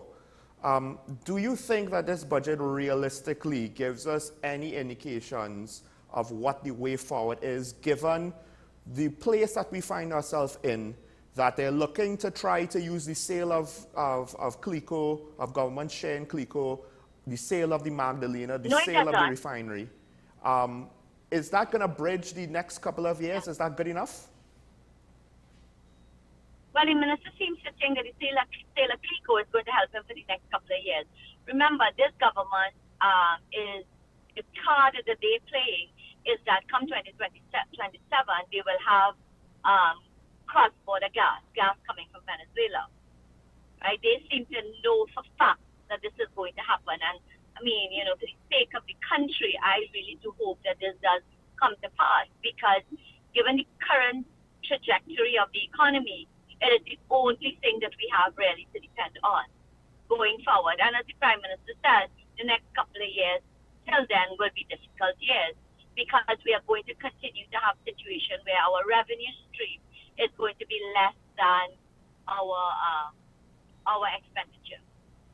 So that's the reality. And the way he hopes to make up the difference is through sale of assets, and the sale of assets in this instance being CLICO. Now, I can guess he's kind of told us how much money he's hoping to get from the sale of CLICO by saying to us that the bailout of CLICO Financial, the government is still owed $13 billion. So that sends a signal that at least that's what he's hoping to get from the sale of that asset. And that will help him certainly to plug some good holes, and then sale of whatever other assets. And he's also divesting. There's something else that he's divesting. I can't recall off the top of my head. But that is how the government has played it. He will also depend heavily on taxation, as we have seen him done. So, you know, ensuring that he can maximize the take from taxes is one of his other mechanisms that he is going to use to be able to, you know, to bridge the gap between expenditure and revenue. Mm-hmm. The other development plans that he focused on was the sale or the lease of the refinery. It's going through its third procurement process. Right. And there were 10 bidders. There 3 preferred bidders have been identified, so there's going to be a focus on that. But go on, Dr. Sijoan. I don't know if you have any comments. Yeah, it's still, to me, it still begs the question as to why it is that this asset hasn't been sold before now. I think many people do not know, but there is a local company that has been given a contract to maintain the assets of Petrotrin. They're paid $500,000 every month to do this for this purpose. Between 2018 and 2024, they've been paid $36 million in order to maintain the assets of Petrotrin, notwithstanding the fact that we have heard many stories of the raiding of the assets of Petrotrin, and therefore, at the end of the day, who is stuck out? So somebody's pocket has been filled quite comfortably in the interim between 2018 and 2024. And certainly, it is my view, and I think the view of experts, that the price we would have gotten for this refinery, if it was sold immediately upon closure, it is significantly more than we will get, so many years later. And we're now saying, we are again for the third time attempting to sell it. And also there is some significant fees that we are paying to the preferred the Scotia International that is actually doing all of the due diligence on the bidders. I know, for example, I think they pay a chunk of monthly money, and then once the sale is secured at the end of the year, they get a $1.5 million amount. Are you? Yes, Hello? Dr. Sijoan, Yes. we are here for you. I also. Did yes, you hear all I of don't know. what Could I you still said? hear us? Yes, we did. Yeah. Okay. So also one of the other things that I wanted your opinion on, because we have focused on what the minister said in respect to development plans. But one of the points which I don't think many people have spoken of is our current foreign reserves. They stand at US 5.5 billion.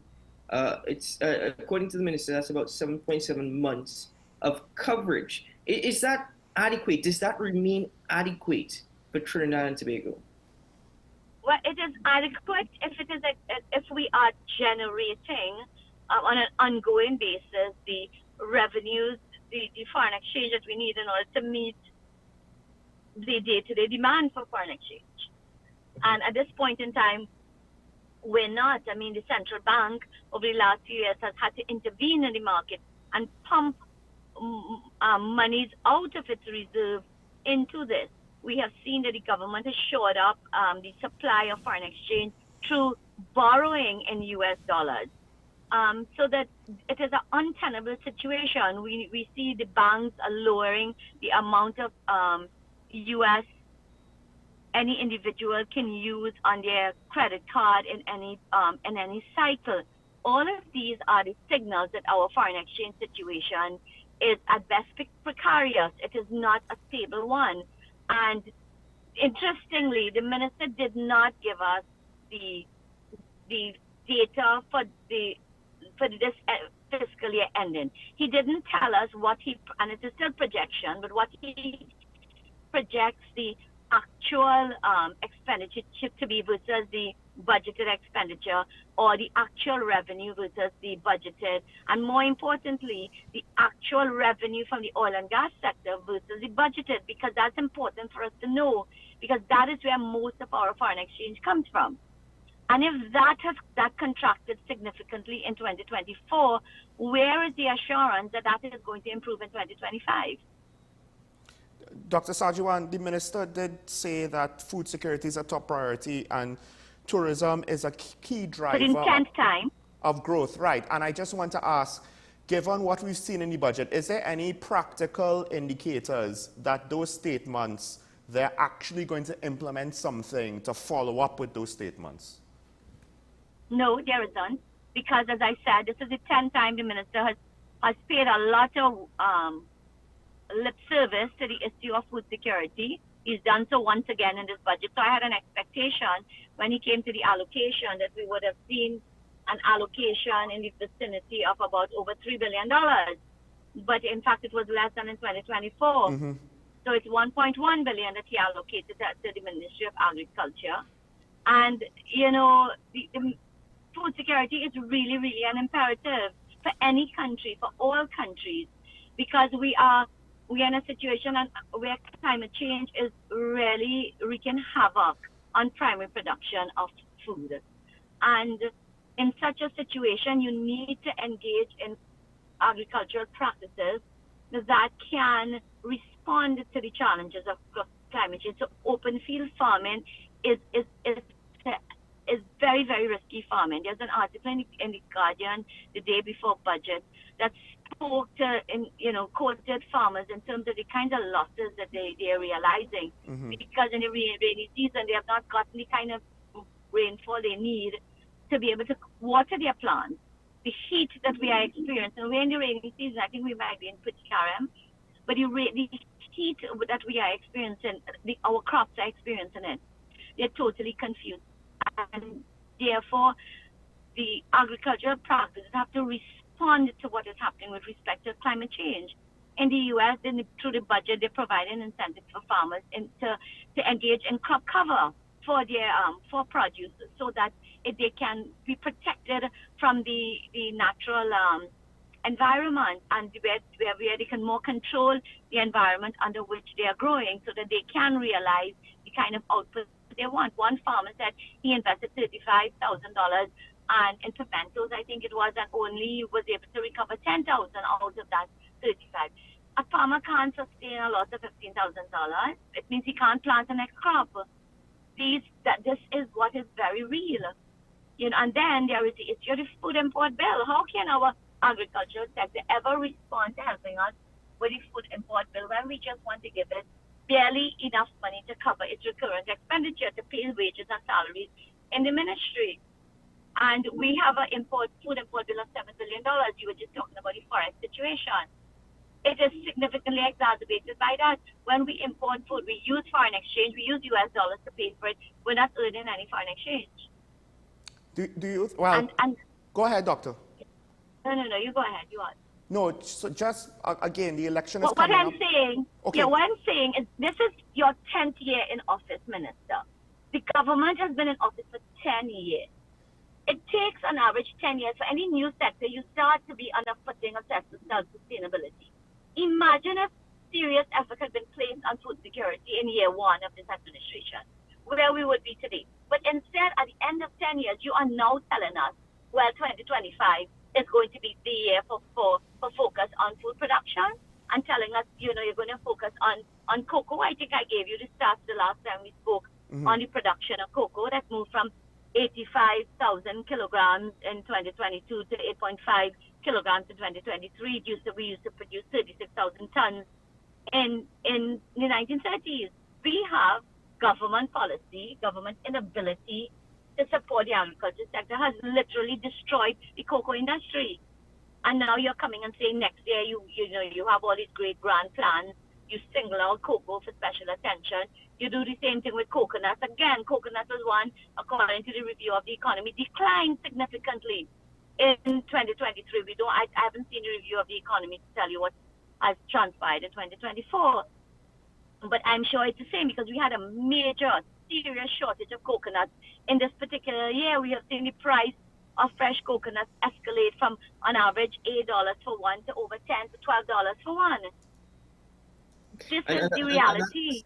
And that's with red ring disease as well. But the points that you're making, these sectors were destroyed. But is it the private sector that is forcing the government's hand? We saw a the non-energy sector and the manufacturing sector really growing and really propping the economy up to a certain extent. Is that forcing the government's hand? That's why we're now focusing on cocoa, because we have so many local chocolate makers now. There are deals to export chocolate products to China, for example, that the minister mentioned yesterday. Is this all forcing the government's hand? I think it's the contraction in oil and gas that's forcing government. And I don't know the government's hand is forced, actually, because, again, rhetoric. I've heard this speech so many times about, food security and pushing these products, and then nothing happens. And then the next year comes and the same thing is read. So as you made the point, there was so much cut and paste, there was so much regurgitation in this budget, 4.5 hours plus of it, you know, and that is it begs the question, what have you been doing really for the last 9 years?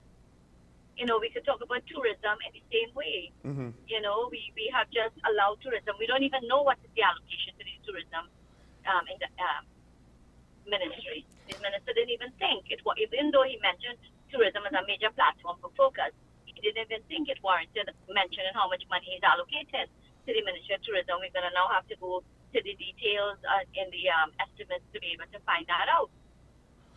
So in the meantime, we can't have a real conversation about what that means, right? It's put a lot of focus on Tobago. He's talking about, you know, new 5-star hotel, a la a Sandal kind of model, and he's talking about a marina in Tobago. But what you put in a new marina in Tobago. However, a yacht still has to fill out 13 forms in order to get into the country. We haven't gone on to the online system that allows a yacht to clear before it gets here. Well, all of the islands around us are way ahead of the game with respect to that. We have another sector we have literally destroyed through government bureaucracy.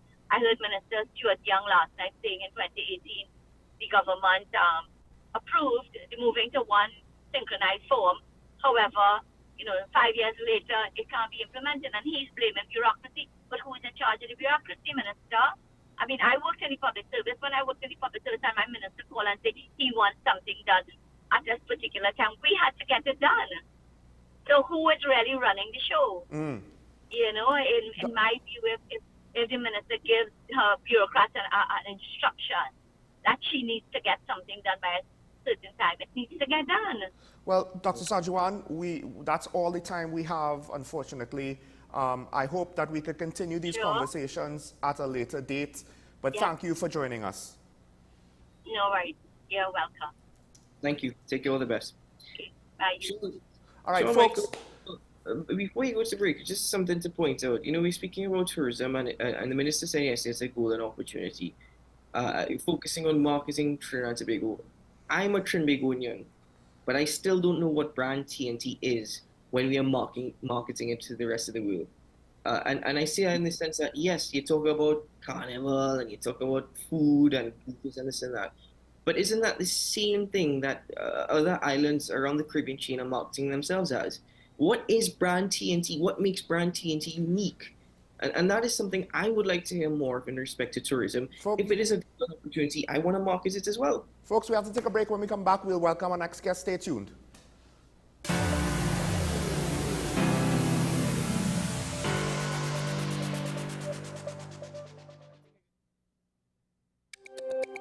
Every word, every line, every paragraph depicts a real moment in someone's life. A father, a sister, a mother, a brother. We at Newsday are dedicated to you, the people, and through independent, unwavering journalism, strive to always bring your stories to life. Because your stories are more than just words. Newsday, independent and credible.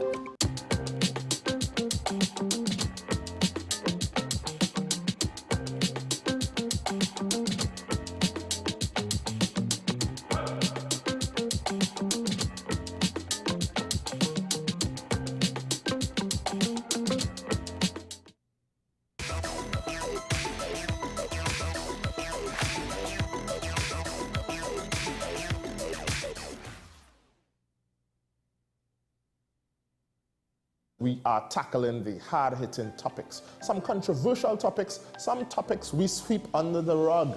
You don't always have to forgive in a relationship for it to move forward. If it is you are in a situation where you forgive the person, but to the detriment of yourself, what are you really doing? It is very uncommon for somebody in the younger age group to have dementia. Atheists don't not believe. Is that I can't disprove God, but you also can't prove God, so we cannot a stalemate. We'll focus on the woman who's being the victim, or the man who's being the victim. We exclude the children. Folks are trying to study the underlying brain mechanism to figure out how does this particular disorder happen in the brain? How is the brain processing this? Don't worry about AI, worry about humans working with AI. Are you willing to learn new skills to stay relevant for the future job market? That's the challenge that people are going to struggle with.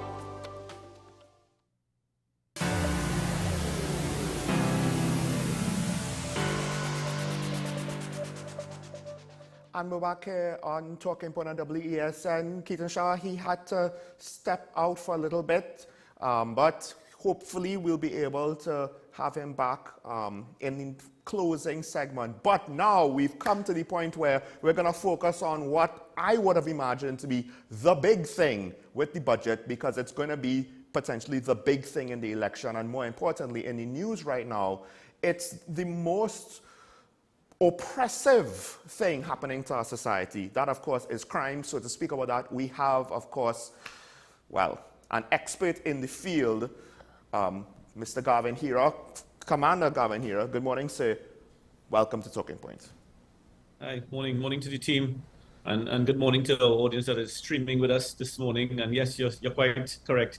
A sensitive topic, one that is trending, and one that has attracted the attention not only of the local fraternity regionally, but internationally, as to where we go from here and how do we focus by utilizing and maximizing on the funding and the spending and the allocation. So it's a good conversation. Look forward to it. So, I mean, one of the biggest things with the budget, of course, is the allocations, right? Because we get a lot of preamble about, oh, this is what we did. We get a little bit of what we intend to do, not necessarily a lot of the specific financial details behind it. But then we get to the allocation, where I was surprised to see certain ministries who I would think may be underfunded. Now, for other ministries, people would say, well, maybe it's not being underfunded, maybe it's mismanagement. But national security, of course, being so important, and the needs of resources, not just with the police, but with the Coast Guard, with the Air Guard, being so unmet, for lack of a better way to put it. National security had what I believe to be might be the largest reduction in allocation, from $6.9 billion to $6.1 billion, $800 million less. We're supposed to get more cars. We have more police officers coming, more boats, fix the broken boats, among other things, because we don't have all the details just yet. Maybe Minister Hines will reveal more. Mr. Hira, I have to ask, do you think this position, does it make sense? As a layman on the outside looking in, reducing the national security allocation right now doesn't make sense to me.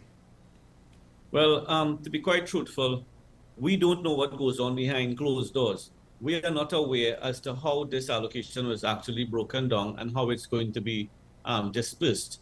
But to the tip of the lips of the average layman, as you put it, or the citizen would be, wow, in a time like this with national security facing some of the challenges that we see every day, infrastructure, manpower, assets, resources, to see a reduction. Are they serious? You know, people are asking this, but what we have to pay attention to now is exactly what you said. Hopefully now, when the Minister of National Security and the other minister in the Ministry of National Security are on their feet, we should be brought up to date as to how this money is going to be spent, where it's going to be spent, and what is going to be spent on. Because at that point, then, it would update and educate the citizenry. Who are the controllers of the purse? Mind you, we are the employers of the state, as to how this money is expected to be spent. I want to say one thing in addition to that, and it is very important at this time that the government recognizes that we are dealing with a smarter citizenry. We are dealing with a more researched and educated citizenry, and people are going to ask questions. People are going to conduct their assessments and evaluations. So how this money is being spent, we would want to see an ROI, a return of investment. We would want to see the cost-benefit analysis. We would want to ensure that the money is spent and there's some sort of success evaluated, not only by data, but by visual stimulation, that the money has been spent effectively for us to achieve some of these objectives. And that is where we need to be looking at. That is hopefully what we're expecting to see and to hear. The adoption, the concept, the posture of the government going into this, especially national security, should be that of what is known as project governance. It should be a project governance approach, in that there are projects that have been highlighted, there are initiatives that have been underlined, and therefore if the funding is going to go towards these projects and go towards these initiatives, we hold the accountability of the ministry and the minister and the heads within that ministry over a timeline to achieve those objectives for the money that has been spent. So we expect to see phased development results, phased development successes with the money that have been allocated. And I'm hoping that is the new approach going forward. Well, I mean, generally speaking, it's not as though citizens could monitor how many patrols, because border security is one of the big things I think that might be currently one of the biggest failures of national security. We don't necessarily know how many patrols go out. We just see the results. The results seemingly are bad, are indicators that something is terribly wrong. The head of the Defense Force said, well, the boats are down because of supply chain issues. I want to ask, though, generally speaking, just given the fact that national security gets $6 billion, generally speaking, we don't know what the breakdown is, but we should be able, is it that we should be able to afford to maintain and operate Coast Guard vessels to have regular patrols, or is it that the operations are that expensive that perhaps it's being underfinanced? Could you just kind of shed some light a little bit? So we will definitely go there, because border control is a significant and integral conversation in this NatSec issue. However, I just want to correct you a little bit. The citizenry cannot feel helpless nor defenseless on challenging and questioning the operability and the successes of ministries. There are ways and means and channels and voices that we can actually use to be able to extract that sort of feedback. And it's not getting to know, based on the sensitivity or security classification, how many patrols went out, what was achieved on these patrols. It's not just like that. It doesn't come down to that sort of granular data. What happens is that there need to be a sort of visual acceptance that the money went towards the purchases. We're 3 months down the road. This is happening, acquisition, new vehicles are being seen, new vessels are floating in the water, aircraft is in the air. There has to be some sort of visual stimulation as to the spend. Regarding border control, it is very, very important that we understand that the sustainability of the roles and function of the Coast Guard has to be maintained. So it's not just new vessels coming in, because they mentioned, I think the government, the minister did in fact mention the acquisition of new vessels. It is the sustainability of operations. How can we continue to carry on with the functionalities of the Coast Guard by patrolling our waters?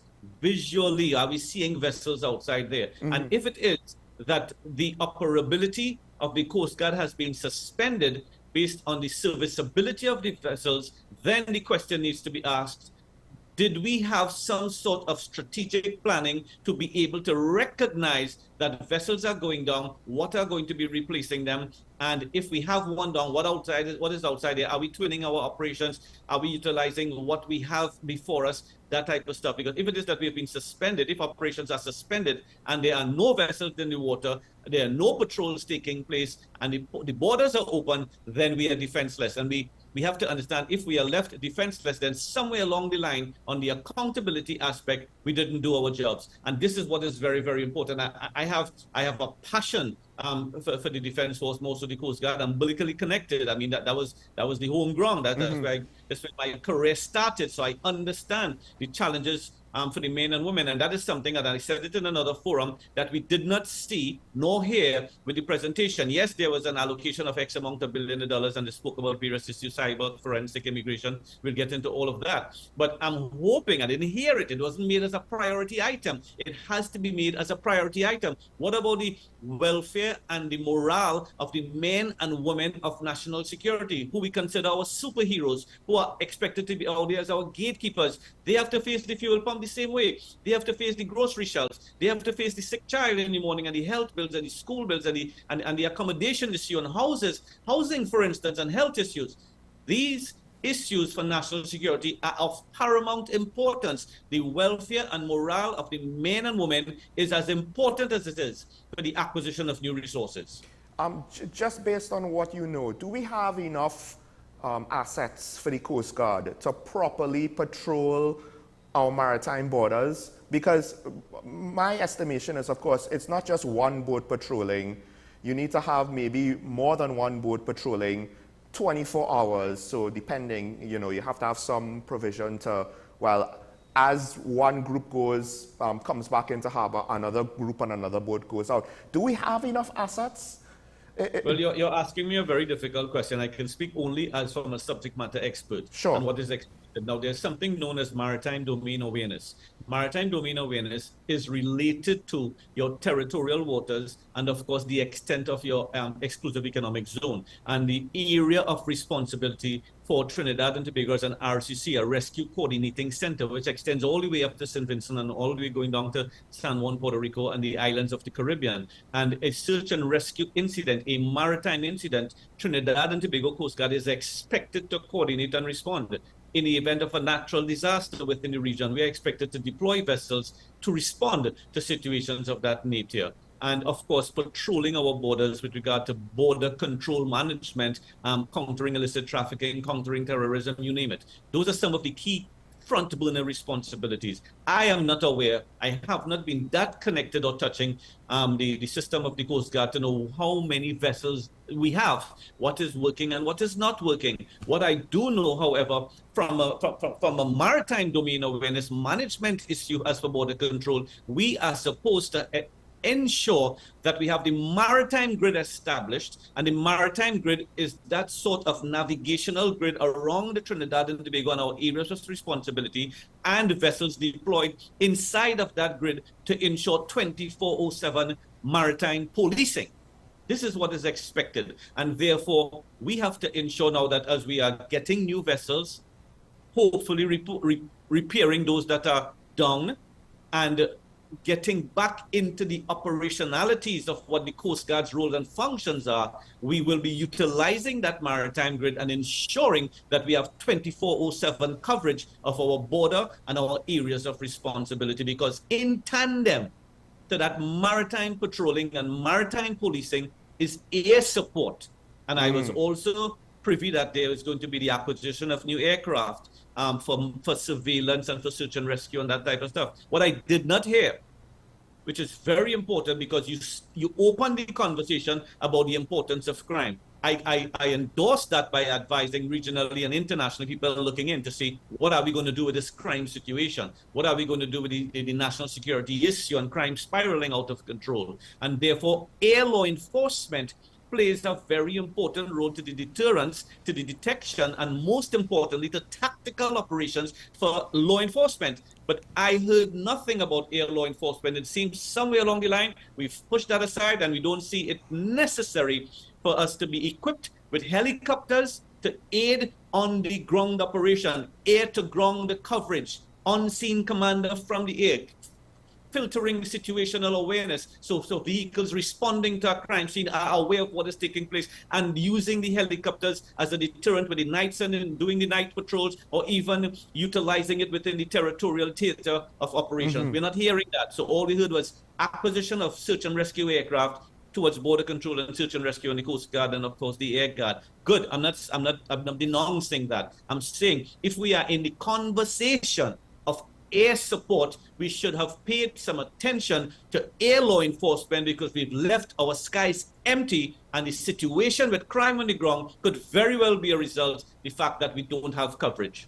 They also mentioned search and rescue drones, and I want to ask just in general, could that be a way to have an alternative to helicopter support? I do expect helicopter support might be ideal, at least to start off with, because it's a lot more straightforward. But they didn't say that they were going to use drones to deal with policing air support. Can that be done from what you know? Well, the drones were mentioned in the script with regard to the Defense Force and its air support for surveillance, for maritime surveillance and search and rescue. and drones are being used outside there in the territorial waters for search and rescue. Vessels, for instance, can deploy drones to get a wider view of certain maritime theaters.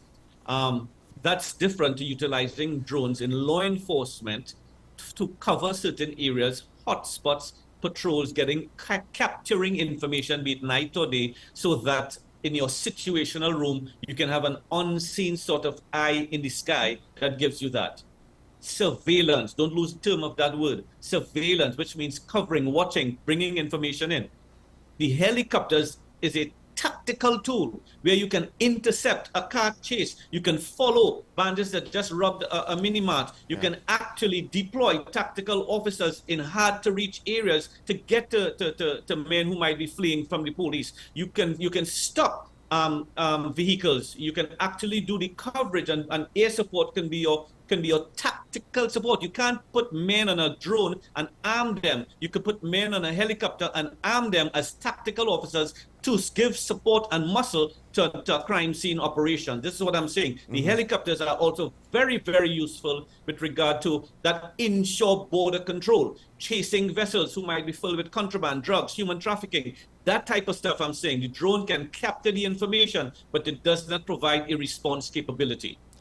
That's a good point. I did not think of that response capability that we just don't have. One of the interesting things that I thought about is with regards to patrolling remote areas or accessing remote areas.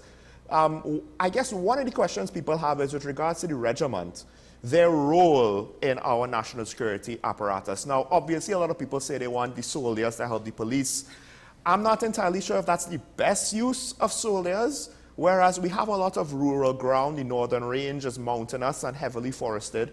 I thought perhaps small patrols for some of the more remote areas to try to give us coverage, boots on the grounds, may be something that could be utilized to just have more eyes, not just to have presence on the street corner, but some of the gun caches and drug caches are in the mountains, in the forests. Is my idea, does it have any merit, or is it already being done, perhaps, that you know of? Your idea has a lot of merit, and I underline your idea in red as a salient point, because the core role and function, responsibility, training, that sort of ownership and territorial control of the army is really the jungle and the forested areas. That's what those guys are trained for, to be able to conduct operations in that domain.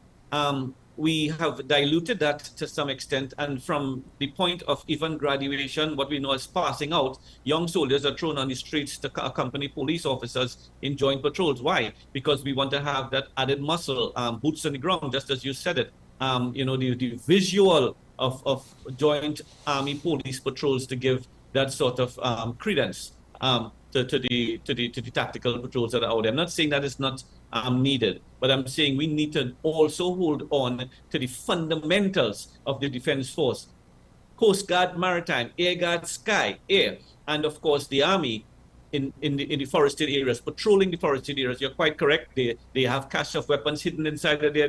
They have what we've known as holding points and hiding places outside there in the forested areas. And they have ranges, shooting ranges up in the forest. These guys know the tracks, some of them up in the hills where they're doing that. So the eradication of gangs and gang warfare can start with external circles coming in. And we can't dismiss looking at some of those heavily dense forested areas and cleaning the thing up coming towards the city. And I agree, you to maximize the utilization of the army and get them back into the role and function that they're supposed to do, but still be able to give the support to the state by having the joint patrols, but don't lose the connectivity of the foundation or the core values of the unit.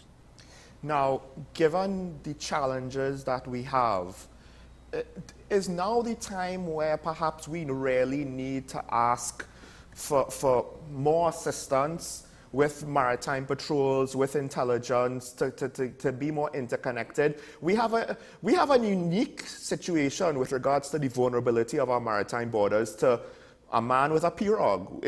You don't need a a long-range ocean-going vessel to reach us. We're right next to Venezuela, and perhaps the problem is just too big for us to handle because we're trying to deal with transnational crime coming from a country that is significantly larger than us. Is now the time where we need to ask for help, or do we have enough tools, you think, generally speaking, to deal with it ourselves? Because it seems as though our needs in a lot of areas, and you sent me a WhatsApp message between last night and today, and reading it, like there are a lot of things you would like to see that we are nowhere close to having yet. Do we need to ask for more help? It is always a good strategic move in national security to know where your help comes from, to be able to establish that sort of international collaboration and relationships so that you can have the support of international agencies and counterparts. However, you are expected to have control, command and control, or as we like to say in the military, C3, command, control, and coordination of your area of operations. This is your yard, man. You have to be able to take charge of your yard. Anytime you lose control of your yard, you're giving it up. And what I'm saying is that we have not paid attention to how this thing was slipping away. And we are still not paying attention of working smarter with our resources and the threat of what we are facing with mass migration and border management. We are not paying attention to that. And of course, it's trying to be, okay, it's not really that we've busied ourselves with trying to combat transnational organized crime. It's not that. It's that we did not pay attention to the threat issue of the mass migration and the important role of homeland security and border control management. We did not pay attention to that. The situation grew bigger than us, and we were not adjusting ourselves incrementally to that threat.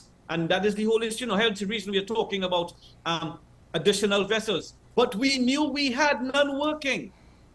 What was that? Okay, supply chain management. But in that void, the thinkers and the strategists of national security should have had the forecasting and the vision to recognize the vessels are going down. We are having challenges in the global supply chain. We have to find something to stand up in the middle in an interim to support the void so we don't leave our backyard open. We don't leave our gateways open. We at least be able to control some sort of monitoring, some sort of patrols. There was no interim plan. What was the priority of the acquisition and the operational planning? And this is in all fairness to those who are in charge of various aspects of the Defense Force and the Coast Guard and the Army and those various heads. We have to understand that forecasting, you must be able to see around corners. You must be able to ensure that you press the pedal on your research and your development, and you are aware of how trends are infiltrating and influencing your planning. And therefore, if my vehicle is going to be down next week, come on, Gavin, here or yourself, my brother, and what we know next week, I'll be out of a vehicle, I have runs to make. Are you renting one, you're borrowing one, or you're getting a partner to make some runs with you? You're making sure that you fill the void. And I did not see that. I did not hear that. And I'm not still hearing that. In that it's going to take a couple of years for the acquisition process. And I'll talk a little bit about where the Defense Force now has to focus and send its antennas up. But are we saying that we're going to remain vulnerable, your word, helpless, defenseless, while we wait to purchase new vessels or try to fix the old ones? Nobody came up with an interim operational plan. This is what I'm saying, and I'm still not hearing it. I did not hear it with the minister. It would have been nice to hear what have been an interim operational plan as we are in the wait or acquisition process. And this worries me as an expert. It worries the citizenry that are smarter and are not relying on data now. We're relying basically on, we need to know, are we going to still remain defenseless because we have new vessels coming? Or are we planning some sort of vessels graveyard? The old ones can't fix, we'll push them aside somewhere some cove and just work on the new ones. And what about our parts? What about our maintenance? What about the training and the certification and the ability to control and to man and to command these vessels? A lot of these things come into play. The technicalities, the electronics, the avionics when it comes to the aircraft, the maritime electronics when it comes to these aircraft, the systems integration to feed into the radars, to recognize situational awareness, to deploy responses. It's a whole working part. This is an integrated operation that needs specific attention.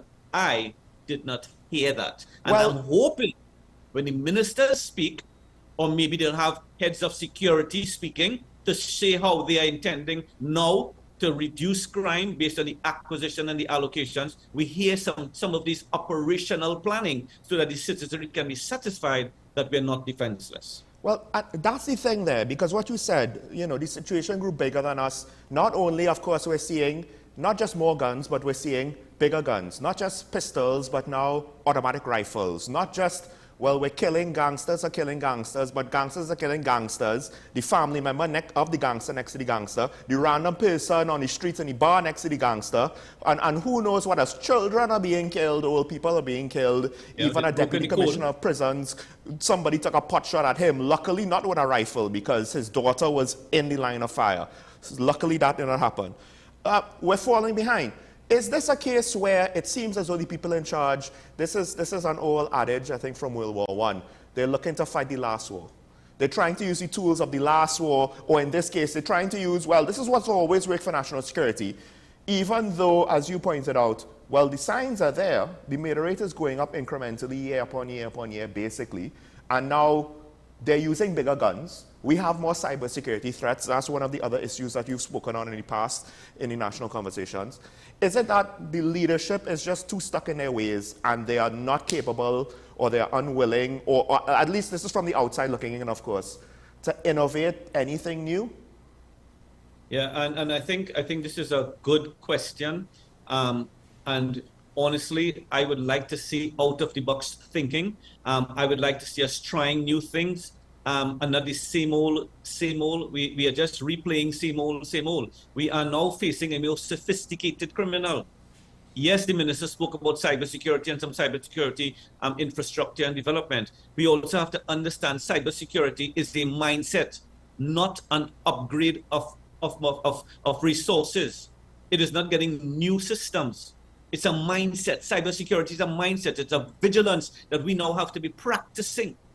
Common man and national security, critical infrastructure, public utilities, the oil and gas sector. Cybersecurity is a mindset, it's a vigilance. And if it is being mentioned that we are expected to upgrade based on infrastructure or acquisitions, we have to also pay attention to our ability of our humanness, how we apply ourselves in this new realm. And that is just one aspect of it. But we should be hearing and seeing new things, out-of-the-box thinking, innovative thinking. Innovation is not a corporate governance term. Innovation is an applicability of creativity, regardless of it being ministry, public service, or corporate private service. Innovations means innovative thinking to be able to do things differently to achieve different results. We can't be going same old, same old. The criminal is not same old anymore. The criminal have moved on and become more sophisticated, and we're still trying to fight that sophisticated criminal with same old. So I'm hoping that we see some innovation. I'm hoping that we see some creativity now amongst our law enforcement officers, doing new things, applying new technologies,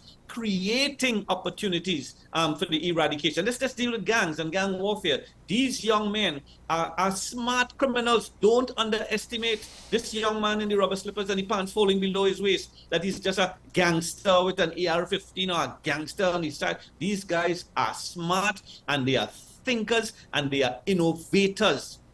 And while we sit and do same old, they are creating ways to conduct and run their gangs. They have gangs now as franchise spread all over the Caribbean. You think that happened just so? These guys understand what they're doing. Have we recognized to be ahead of the game? Have we utilized that whole intrusive type of investigations, in your face policing, tactical operations that makes it uncomfortable, evidence-based? We want to eradicate gangs. Okay, that's one of the things that have been mentioned over and over and over. But what are we doing? I heard, and I'm asking, and I'm expecting to hear hopefully when we begin the rollout conversations and the ministers are on their feet, about the mention of a special anti-crime operations unit. It was mentioned in a one-liner in the narrative of the minister. Is this a new unit? It is supposed to be focused on, I think, home invasions and invasions of business places or whatever. We understand the threat, the fear, the issue of home invasions. So are we hearing about the new? Okay, so that's something new. That attracts my attention. Who is going to run it? How is it going to take place? What are the aims and objectives? What are the resources? What is the training? How are we going to focus? Is there going to be a hotline? Is there a separate unit set up? Or is there just going to be, jargon, talking the talk but not walking the walk? Those are some of the things that the citizens really need to be demanding and asking and expecting to hear the results of. So we are in a kind of shaky place, but well, I'm optimistic, so I'm hoping to hear good things going forward. Well, that's the thing. This is, before you even said that, I wanted to ask this question. As we're starting to wind down, I'm not sure about time on your end, but I have 5 more minutes. You have optimism. I'm not so sure if I'm quite as optimistic. The thing is, my concern is, if we continue on this course, and there are similar indicators for governance and bureaucracy and finance and other areas of the government, right? Business as usual. Our economy is in a mess, it's business as usual. Crime is in a mess, and it seems to be the same thing. This could get worse, not so? I'm not just being alarmist with these fares, because we're seeing the same old not working. We're not seeing any indicators. Okay, you can't afford to spend more money, but be creative with what you do with the money. If that doesn't happen, if we don't see major improvements in the amount of guns being taken off the streets, drugs being taken off the streets, the amount of repeat offenders being taken off the streets, because apparently, if you look at the number of cases, there are a lot of repeat offenders. It is ridiculous. This could get worse, not so, because we also have the problem of the outside influences from transnational crime. It's not just, as you pointed out, it's not just some guy on a street corner that got access to a rifle saying, I'm going to be a badger now. This is sophisticated, the likes of which we've probably never seen, and it could actually get more sophisticated, and we won't just be left behind, we could be lapped. Yeah, no, you're quite correct. And my aspect of optimism is the fact that this is a war and I feel we could win this, but we need to have some different type of approaches to fight this thing. And this is where we need to get serious. I'm saying this without reservation. I'm not a politician. I've worked with politicians, but I'm not one. And I am hoping when all of these ministers of government get on their feet and are defending the budget and speaking about their vision and their planning, and hopefully the tweaking of their strategic plans going forward in the allocations that they've been given, that everyone factors into their strategic plan a clause that can contribute to the reduction of crime, be it tourism, be it energy, sports, local government, health, national security, great one.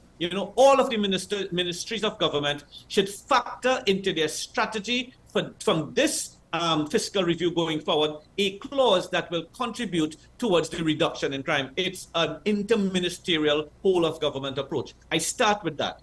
Secondly, the minister repeated it on more than one occasion about the ease of doing business in Trinidad and Tobago. The unseen factor, the elephant in the room, is the ease of committing crime and getting away with it in Trinidad and Tobago. That is also an attraction. So as we try to create the atmosphere of coming to Trinidad, the ease of doing business, there is an existing atmosphere of the ease of committing crime and getting away with it. This is serious business. And therefore, when these ministers stand on their feet to defend and to speak about the vision of the fiscal allocations, we expect to hear less pick on and blaming this one and blaming that one and getting political and shoot cheap shots and the speaker has to get on her feet to bring order. We should move away from that. We need to get serious and try to save this country by projecting ourselves as professionals, as agents of the state, as the ministers that have been entrusted to run these ministries, and be serious of how we intend to spend the public purse, achieve our objectives, and bring crime down. That is the issue. We spoke about taking them off of the streets, taking them off of the streets, taking them off of the streets. Good idea. I hear you. Arrest, move hard, hit hard, bring it down.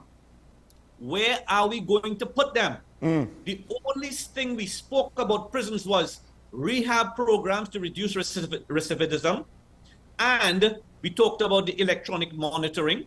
I think that was it. If I missed a point or two. No one spoke about new infrastructure for the prisons. We have to apply what is known as evidence-based policing. If we are going to maximize the legislation for the Anti-Gang Act, if we are going to arrest people based on that law, we have to have evidence-based policing that will survive the prosecutorial process through the courts and get them into incarceration and hopefully rehabilitated. But where are we going to put them? In an already crowded jail? In a jail already controlled by the gangs? We have to understand infrastructure has to be built overnight. Holding bays to move these gangs and arrest them when we arrest them and place them there so that we can apply the proper social rehab to change the ideology and the thinking. Because we're moving them off the street. Can we survive the prosecutorial process? And if we do, where are we going to put them? That was not mentioned. Jails are bursting at its seams as we speak. And we're looking at instituting programs so that we don't have to keep people in the jail, put bracelets on them and send them back out. Repeat offenders, revolving door, speed of justice, the judiciary, the judicial system. All of these low-hanging issues contribute to national security and further contribute to the atmosphere of fear, F-E-A-R, that we are facing here as citizens based on the spiraling crime situation. This brings us to the end because I'm getting indicators of my other challenges this morning, guys. Well, Commander Hira, thank you for joining us. That was a great point to end it on. I think people do not realize just how much we have those issues with those infrastructure deficiencies on our criminal justice system, the bottlenecks, the lack of capacity. That is even more alarming than the guns or the drugs, actually, in my mind. Yeah. But we have more time. Yeah, I have one more point. We've had the budgets, fiscal reviews every year. And what we see is that a number of chambers and organizations and associations, they hold these post-budget reviews where the economists come in and they show up their graph and they speak from an academic and a pra-academic perspective and they present all of these visions and ups and downs and growth and sustainable growth and you name it, and oil prices and stuff. What we don't see is a specific forum to deal with national security. We don't see that. Just as we have forums with chambers to speak about the economy and the economists and the budget and the spending, we need to see specific forums on post-budget setup to address national security. It is a big part to ensure that we meet profit margins. It's a big part to ensure we have sustainable growth and development. It's a big part to show that we are economically stable and there is a mitigation to the economic impact. But we don't talk national security. We give experts like myself and others 5 minutes or 10 minutes and they talk about this and they talk about that and the police need uniform, blah, blah, blah, blah, and it's done.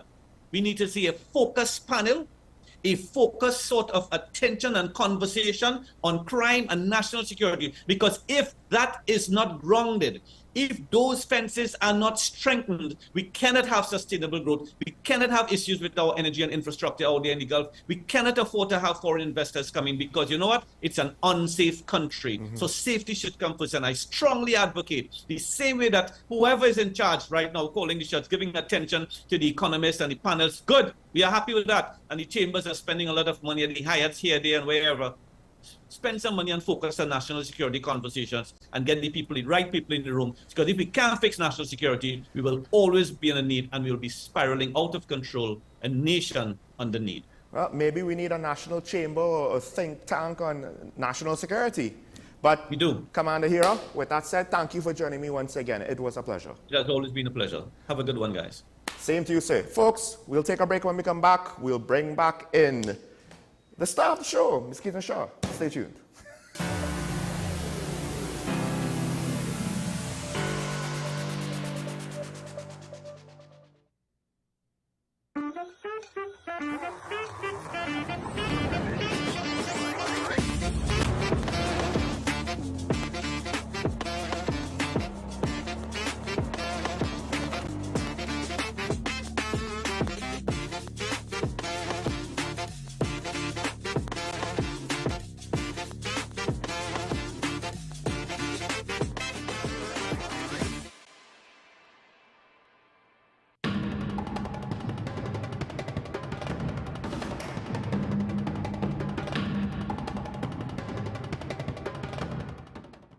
Transform your home with PCU Plus. From stylish furniture to the latest appliances, we have everything you need to create your perfect space.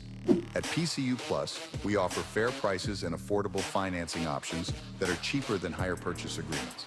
With convenient locations in San Fernando, Tobago, Arima, and our lifestyle showroom in Barataria, you're never far from the best deals. Visit PCU Plus today and discover why we're the top choice for quality furniture and appliances. PCU Plus.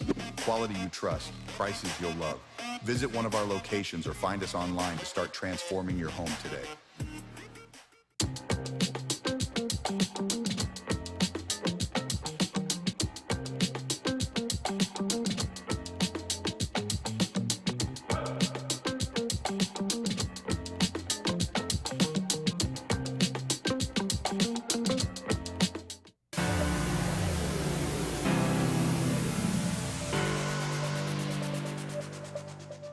And we're back, everybody, to close out the show. Of course, we have the star of the show. He's rejoined me. And I, of course, am speaking of Mr. Digicel. Keaton, look, I gave you a second introduction. Sean Michael Small, good to see you again, man. So, folks, technically, if you're out there, we will have the phone lines open for you so you could join in and have your say. Although I know this is not the usual time, so I don't necessarily expect anybody to call in on such short notice. But of course, Keaton, you and I have not necessarily had a chance to speak about this budget, you know, one-on-one amongst ourselves. We've heard everybody else speak. We've asked them questions. We've brought up points. One of the things I want to bring up, it's interesting how certain concepts, all of our guests over the last night and today, they've brought up ease of doing business or the lack thereof. And then Commander Hira just now brought up the fact that, let's not forget, there's an ease of getting away with crime, and the dichotomy, the imbalance of the two. It's almost as though, you know, our economic feelings, it's hard to not see how it is pushing some people to a life of crime. And it's just one more reason why this ease of doing business thing, it's not just to help people get businesses, but also to give people something to not, well, I say this, we have, okay, we had a call, but I'm not too sure what's going on with Keaton. I don't know if you want to make a point with what I just said. Sean Michael Small, there's nothing more that I can really say contributes to the discussion as such, because it's already been said. I think that whilst we find ourselves in respect to difficulty to our short-term economic outlook, the minister, you know, at the beginning of the conversation, he spoke about global pressures and how that is affecting Trinidad and Tobago. But he also stressed that this is 3 consecutive years of growth. I mean, barely growth, but the main fact is it is growth. So give him kudos to that. I mean, the IMF report earlier this year, you know, praised the government for its approach to the economy, but bearing in mind that really the IMF also depends on the information that the government gives to them. So that is, you know, you have to add into context as well. But overall, you know, looking at the budget, it's not a lot different from last year. I personally am not entirely pleased at all the fiscal measures that the minister announced. I think, you know, when you take a look at the education and literacy, it's good, it's needed, it's reactive, but it is needed at this point. So I can't argue against that. But these are not necessarily fiscal policies that are going to invigorate our economy. It's not going to give us the stimulus that we need at this particular point. And I'm just wondering if it's because the minister campaigned for 4 hours before actually getting into the budget. He laid the platform for a campaign. I'm just wondering if he's at this point lost as to what more they can do or what they can do. We're just depending really on the private sector to prop us up until 2027. Well, okay, let me just double check. Do we have a caller? Hello? Yeah, okay. We have a caller on the line. Good morning, caller. You on here? Good morning, Sean. Oh, good day, caller. Yes. Yeah, I want to call and talk of the budget and say I have, as a citizen, I'm satisfied with the budget. Sometimes, Sean, when you speak sometimes like Trinidad is falling apart and sometimes it's a failed state and stuff. I want to say the budget was a $59 billion budget, estimated to pay back $54 billion with a deficit of $5 billion. That is not bad to me. And you could make up the money, you could make up some of the deficit by the Mandalina. The asset to Clico, I think it was $13 billion we have still to collect from Clico, selling the Mandalina, and the oil price at 72, which is conservative of $77 per barrel. That could make up, if things get better, that could make up to the last time a barrel, I think that they peg it at 80 or 85. So, in all and all, to me, the budget was not Trinidad falling apart. Everybody was saying they're going to tax to make up the money. They didn't tax on the gas price. They didn't tax on electricity. They didn't tax on the water rate. And I was pleased to see that the property tax earned $91 million.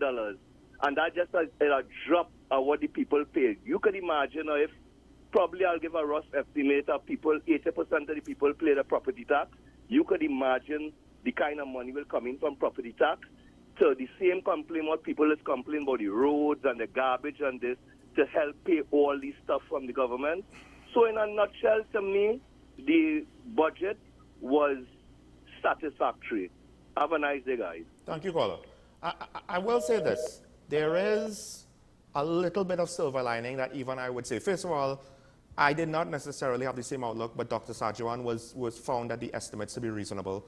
But second of all, things like what Keaton you just said with regards to some of the education initiatives, I don't even think that it needs to be thousands of people to benefit it at a time. Even if it's just hundreds of people or 100 people in certain training programs and vocational training programs, I'm actually okay with that because hopefully the things would be implemented well as opposed to trying to get this mass appeal program that's supposed to deal with thousands of people, and it might not be quite as effective. And then there is a world where the government's plan of bridging the deficit with the sale of the Magdalena, with the sale of the refinery, assuming that could go through, with the sale of the Clico shares, it could work. There is also a flip side to that, Keaton. What happens if, yes, we get the money from those things, but the gas falls through? We do have Move on the line. Good morning, caller, you're on here. Caller, good morning. Good morning to the panel. I'll just speak about this to the sale of the refinery. Now, you have to ask ourselves the question, right? Is it the Scotiabank International who send the information to the government?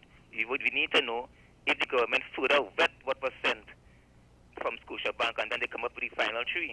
We don't know that, so we had to find out that because we want to know if it is that patriotic was in that submission. But we want to know if the government vetted further what was sent by Scotiabank and then they come up with these three bidders and things. So that needs to be known via procurement legislation. It needs to be known via Freedom of Information Act. The government had to come clean and let us know what really transpired here. Because nobody will put in a bid to fail. And I mean, these people of Trinidad and Tobago, they did it for, and they say when the companies stabilize, they will open it up for shares for Trinidad and to buy shares into the company.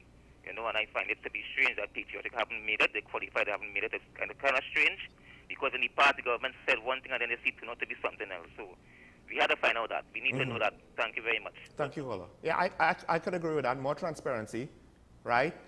Why? You know, coming back to what the caller from Pity Valley said, you know, I would agree that it's not that TNT is falling apart. Yeah.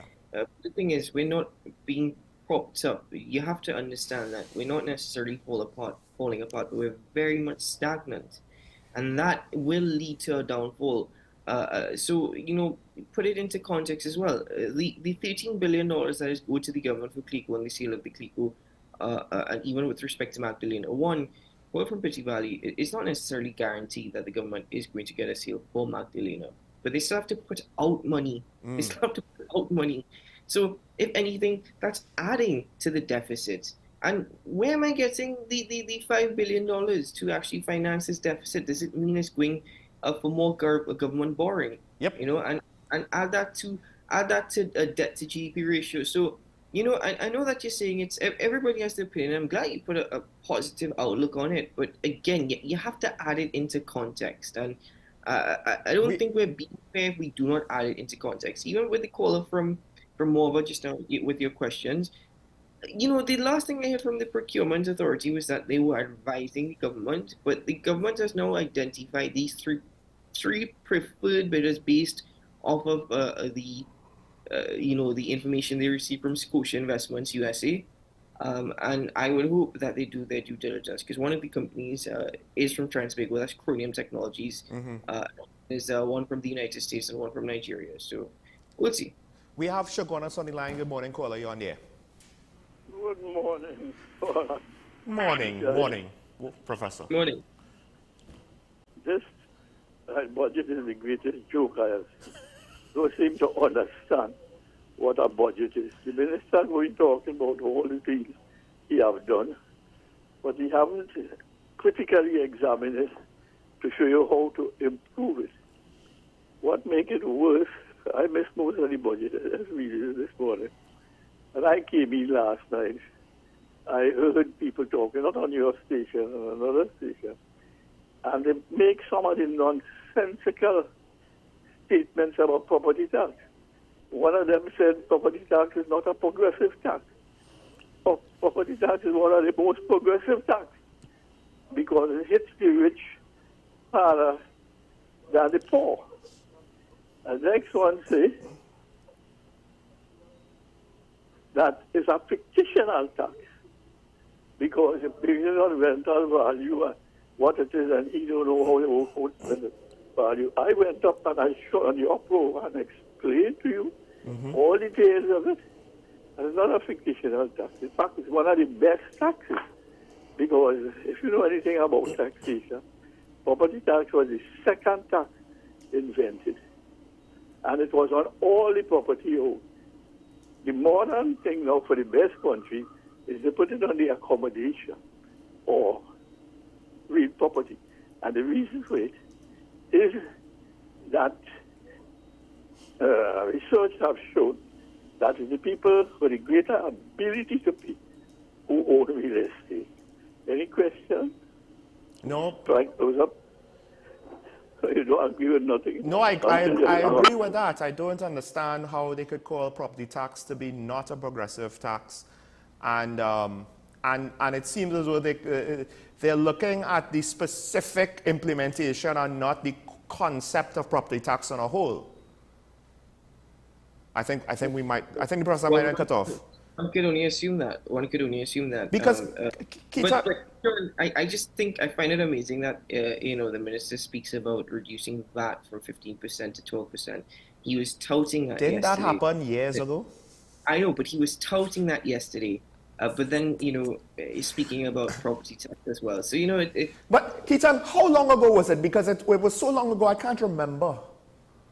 No, actually, I think it was what? Remember, wasn't it in that same breath where he said on pigtail where they removed VAT from a number of basic food items as well? What was that, like 4 years ago? No, but the drop to 12.5% was, I think, pre-COVID. Am I wrong? I think it was. I could be wrong. It's been 12 point. Right? It's been 12 for some time now, so I really can't remember the exact year. My thing is, how much credit you want for something that you probably took credit for the last two budgets, which was all news the last two budgets. That's what I don't. Actually, even yesterday, the Minister of Finance was speaking about, well, look at Gates. It was implemented 20 years plus ago by a PNM administration. That's the thing. This is what I'm saying. So it's not the election budget with all the sweeteners that you would necessarily expect, but he certainly laid the platform for the campaigns. Gate done by a PM administration. I think, Mr. Pittivali, some of the things that the minister said that is going to happen, assuming it's implemented well enough, I'm hopeful that there will be positive things for the country.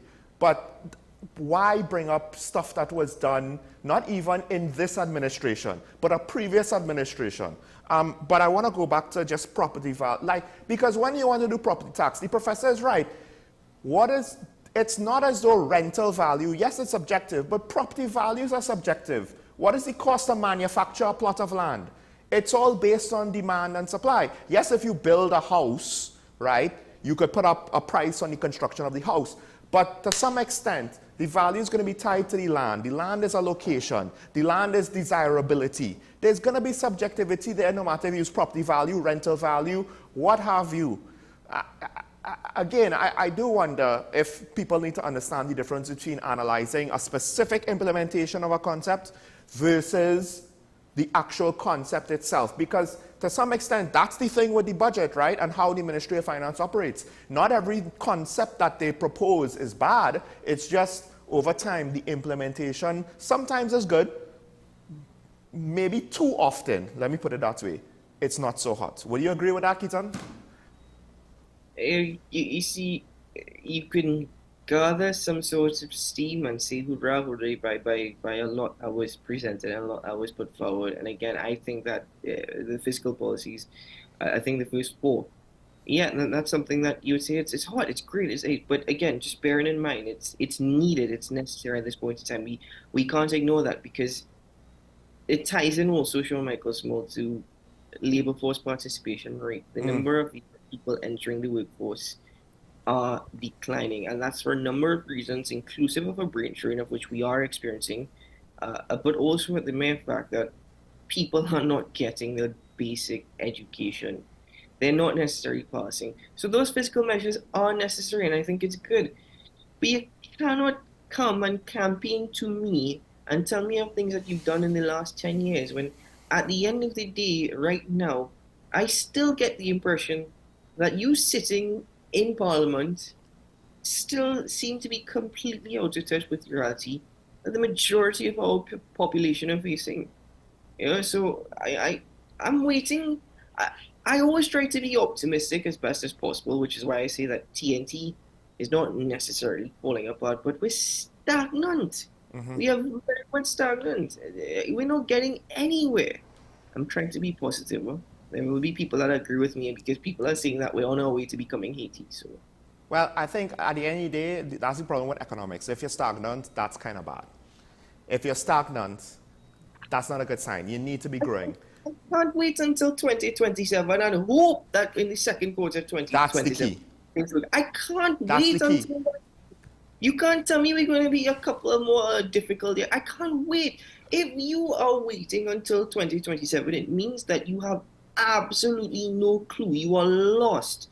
There is a lot of real estate between your two ears, and I wonder if we could tax that real estate as well. Though it's very little, it's worth nothing. But it just tells me that you have no plan for the next 2 years. We're just going to hope for the best and really hope that manufacturing props us up. But you know, we're still going to be an oil and gas economy, though we still have to wait until 2027. You can't do that. You can't come and laugh and preach to the people and praise the people and speak about naysayers and this and that.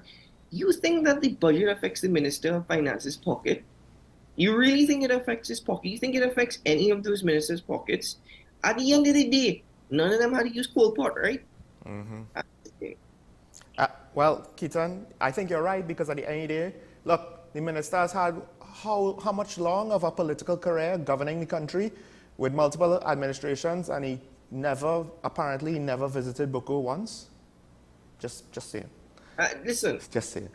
Honestly, in 5 hours and 20 minutes, I think it's between 5 hours and 12 minutes and 20, somewhere around there.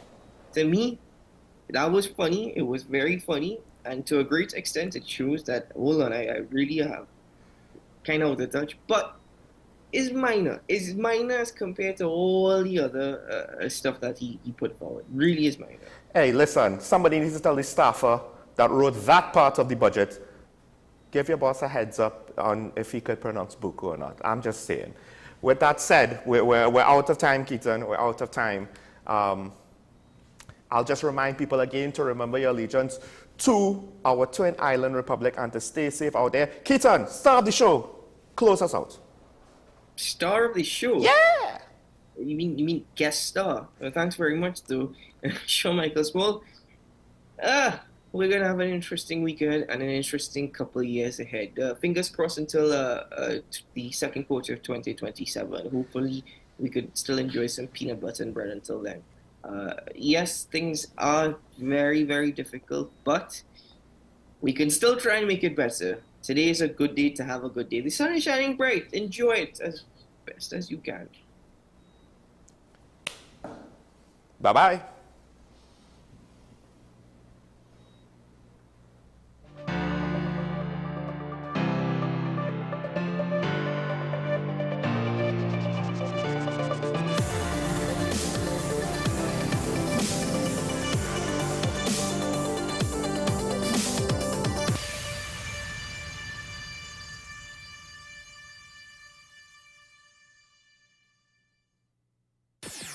WESN